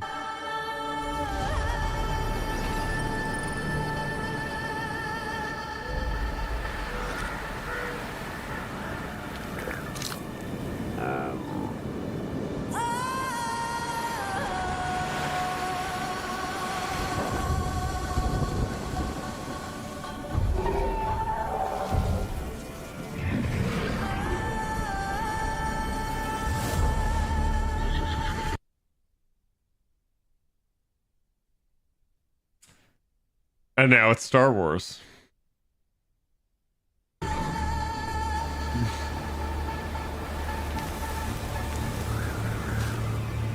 Man, they stealing everything here.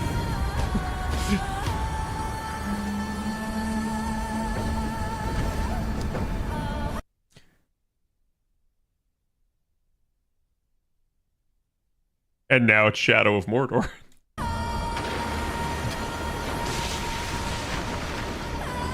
And now it's Raft.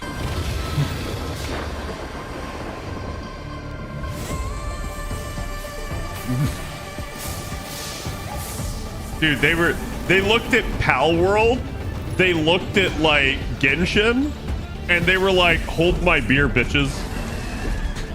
You have yet to see that. Okay, I like that. Like, I actually like that he was kind of like standing on the character's back, almost like surfing with it. Bro, that's a whack fucking like glider at that point. Is that a fucking ferret? This is a dangerous ferret.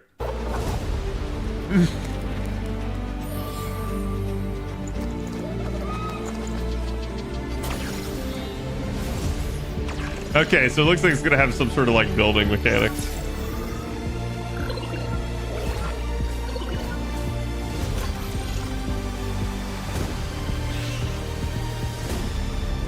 And that implies the existence of multiplayer.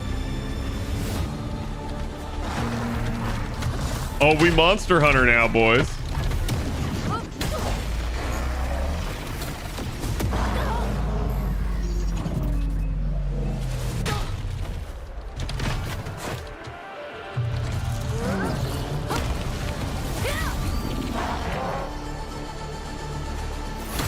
And now we're Elden Ring.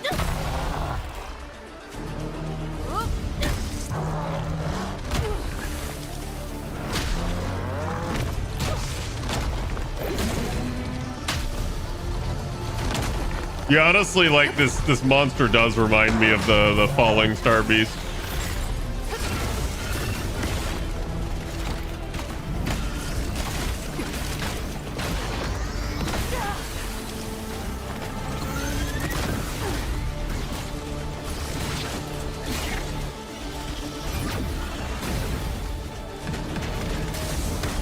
Is that like a pet or another creature?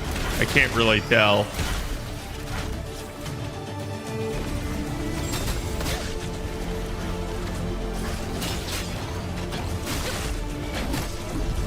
Pet, yeah. Yeah, I mean, it might be like a summon or something, I'm not sure.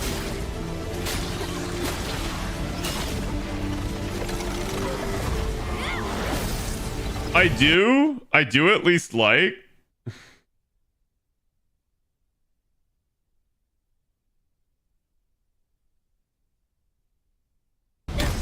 So like you can see like one set of gear here.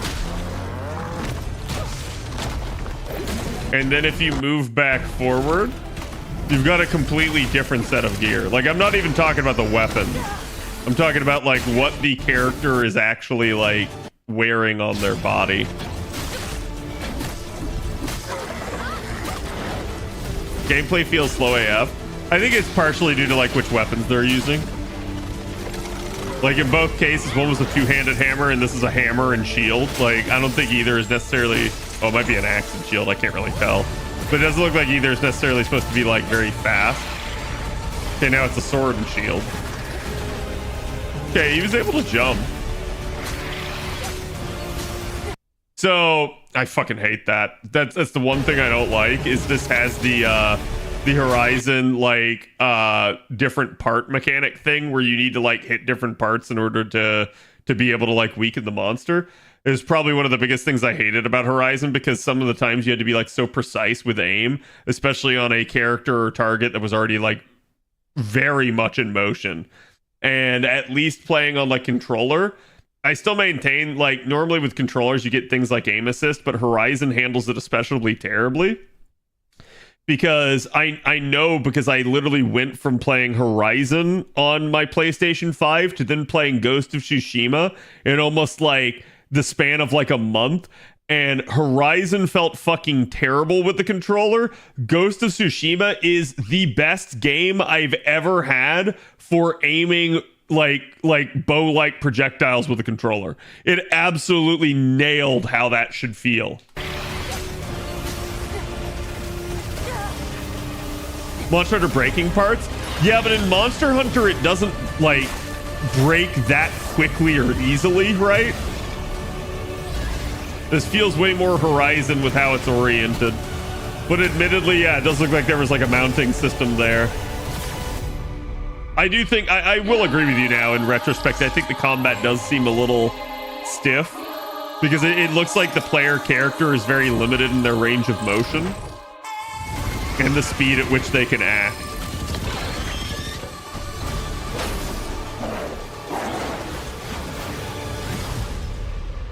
Five times I erased you, yet still you won't silence up.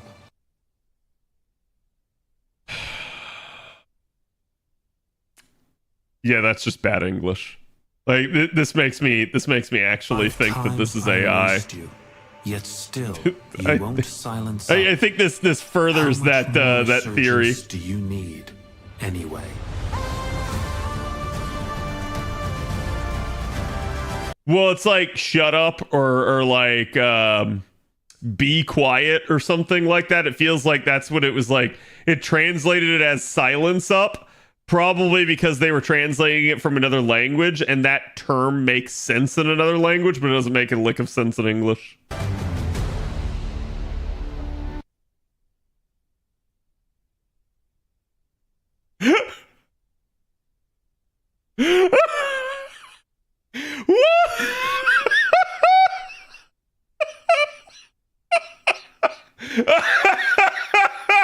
Oh man, the fucking algorithm, Jesus. The fact that it actually recommended Horizon Zero Dawn right after that, that's wild, dude. That's so bad. Check the comments. Oh yeah, I can only imagine, right? My non-gamer wife saw me watching the trailer and said, "You already played that?" They even copy the music style? No, so they don't. The music style in this, chat, did you hear it? Like,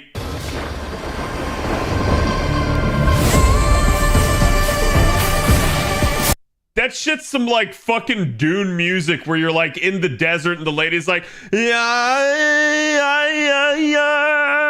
Like that's 100% what they're doing there. It's almost 2025. Nobody say faker copied. The new gen word for it is inspired. So they're not freaking wrong, okay? Like, I've pointed this out several times before, and like everybody always gets angry at me when I say something is a copycat or a ripoff or again like a fake or something like that, right? Like everyone's always like, oh no, they totally didn't do that. What do you mean? Like they were just inspired and stuff like that. I'm like, inspiration means seeing an idea and taking it and making a completely different thing with it. Not trying to make the same thing just changed a little. That's the difference between inspiration and copycatting. If you're inspired by something, you go, hey, that's cool. But what if we did this with it instead? As opposed to, hey, that's cool. I want to do that too. That's copying. that is textbook copying. You're just doing the same thing, just a little different. You're legally distinct. What did Asmund say about this? Amateurs are inspired, pros copy it. I don't know, right? Like, I was inspired by CAD's guys to make teams for CQs.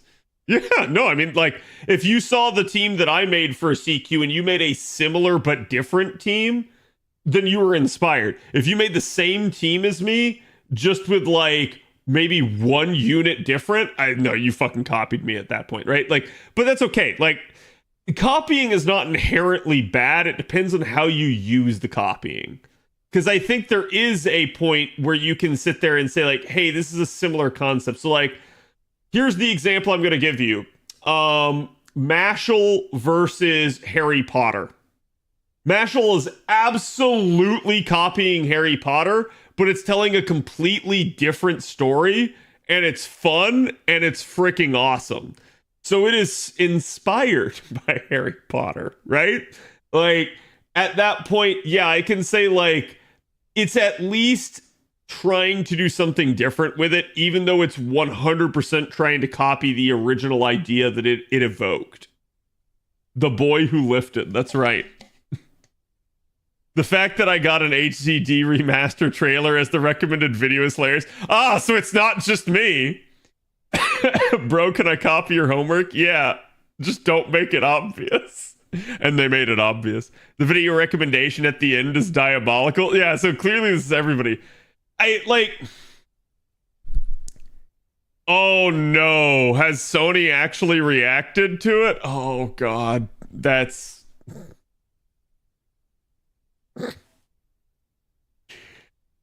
Like, again, I it's the same degree to me as Pal World, okay? I think if you can make the same game, but way better, oh well. Like, at that point, shit, maybe you deserve it, right? Because while some people be like, oh no, Horizon's great, they shouldn't allow people to copy it, I think Horizon has a lot of problems. I don't think Horizon's a perfect game. I think Horizon's a good idea, and I think it's just executed ultimately poorly. But I do think it's an interesting idea for an IP, and I don't think that, like, the game itself is bad. I think aspects of the game are. And that's where I'm going to say, yeah, if someone wants to try and do it slightly different but better, I don't mind. Like, it's obvious to me that they're copying it, but if they can pull it off, who cares, right? I swear if we get another Nintendo versus Pal World lawsuit for this game, it will destroy the game industry. No, probably not. Like, look, Japan's going to do Japan, right? It's just ultimately going to boil down to, may the best game win at the end of the day. Maybe they can legally, like, get a game kind of squashed, but I don't know. Like, I think at minimum what this sort of thing does is it puts the original developer on notice for, like, yo dog, you kind of slacking. Like, you didn't take this concept as far as you should have. Yeah, that's true too. This is China, so there won't be an issue. I mean, I say that, like, they can get sued, but they're going to get sued, like, in Japan or in America. They're not going to get sued in China because China's not going to give two shits about it. Yeah. Or at least add a gotcha to it? No. Oh my god, no. I hate to say it, but that's the worst thing about Genshin. Genshin took the entire concept of an open world action adventure game and said, hey, that's a cool concept. What if we also did this, but now it's just with gotcha? And I hate to say it, but this is exactly why I don't really care for Genshin Impact, but I do like Breath of the Wild. Because the gotcha aspect to it was unnecessary. Like, I would have been okay if instead of gacha, they said, hey, let's add like DLC to this formula. Hey, let's add expansions to this formula. Hey, let's add new characters to this formula. But I don't think adding gacha inherently makes a game better. In fact, I would argue it makes it worse. Because chat, fundamentally at its core, all gacha is a revenue scheme. Is that lawsuit going? I don't really know. I haven't kept up on it because I think like the sort of problem with that is like stuff in the legal world can go like very slow. So it'll just remain to be seen like whether or not those patents actually get challenged or whether or not like the lawsuit against Pal World goes through, and we'll just have to see how that all plays out. Apparently, Sony is actually fine with Light of Motorem. They are accepting it into PS5 with open arms. Of course they are. Sony didn't make Horizon Zero Dawn. And all Sony's looking at that as... So, chat, this is the Sony executive's face, okay? Like, here's the nose. Here's the mouth. And then here's the eyes, okay? It's right like this. This is exactly what the Sony executive's eyes look like. Yeah, of course they love Light of Motorem. Why wouldn't they? it's gonna go on PlayStation 5. It's gonna make them money. Of course they fucking love it. Do you want a link to the patents in that suit? No, I've seen the patents. The patents are freaking ridiculous. NA maintenance in 2 minutes. Yeah, let me pop a blapple into my mouth. Thank you for that. But yeah, I think it's like who's actually going to be pissed are the developers of Horizon Zero Dawn. And I'm gonna tell you what the issue with this sort of thing will be. Yeah, Sony's gonna have dollar signs in their eyes. However, Sony's fucking stupid because if I'm Horizon Zero Dawn's developer, and I gotta look at like who this is because I actually don't remember. I'll see the name and I'll remember right off the top of my head.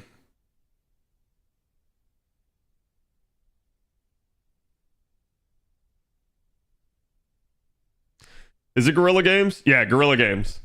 So not spelled that Gorilla. It's spelled G-U. So G-U-E Gorilla. If I'm Guerrilla Games, now let's see. Okay, so they're part of PlayStation Studio. Yeah, they're fucked. They're fucked then.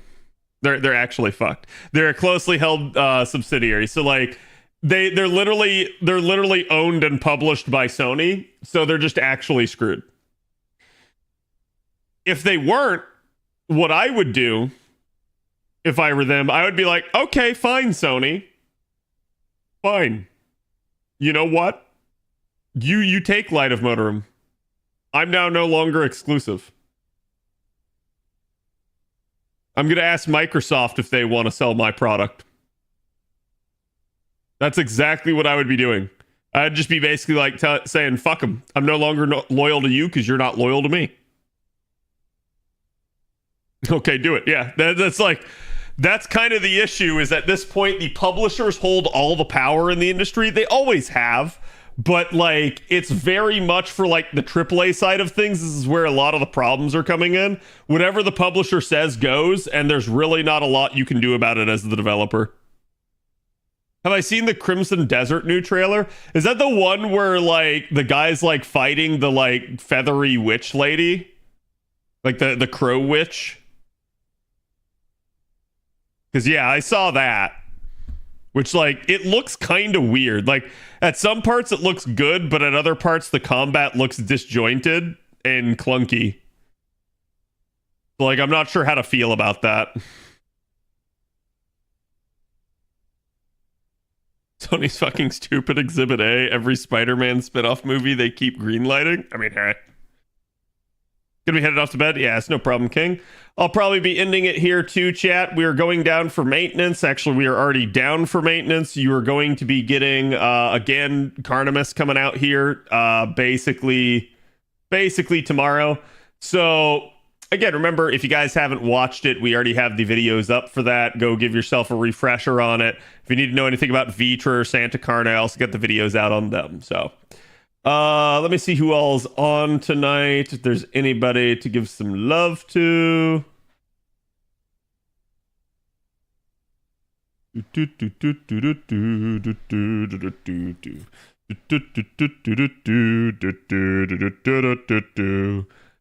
gonna send you guys over to Miss Ivy. She's on tonight. And I will be back.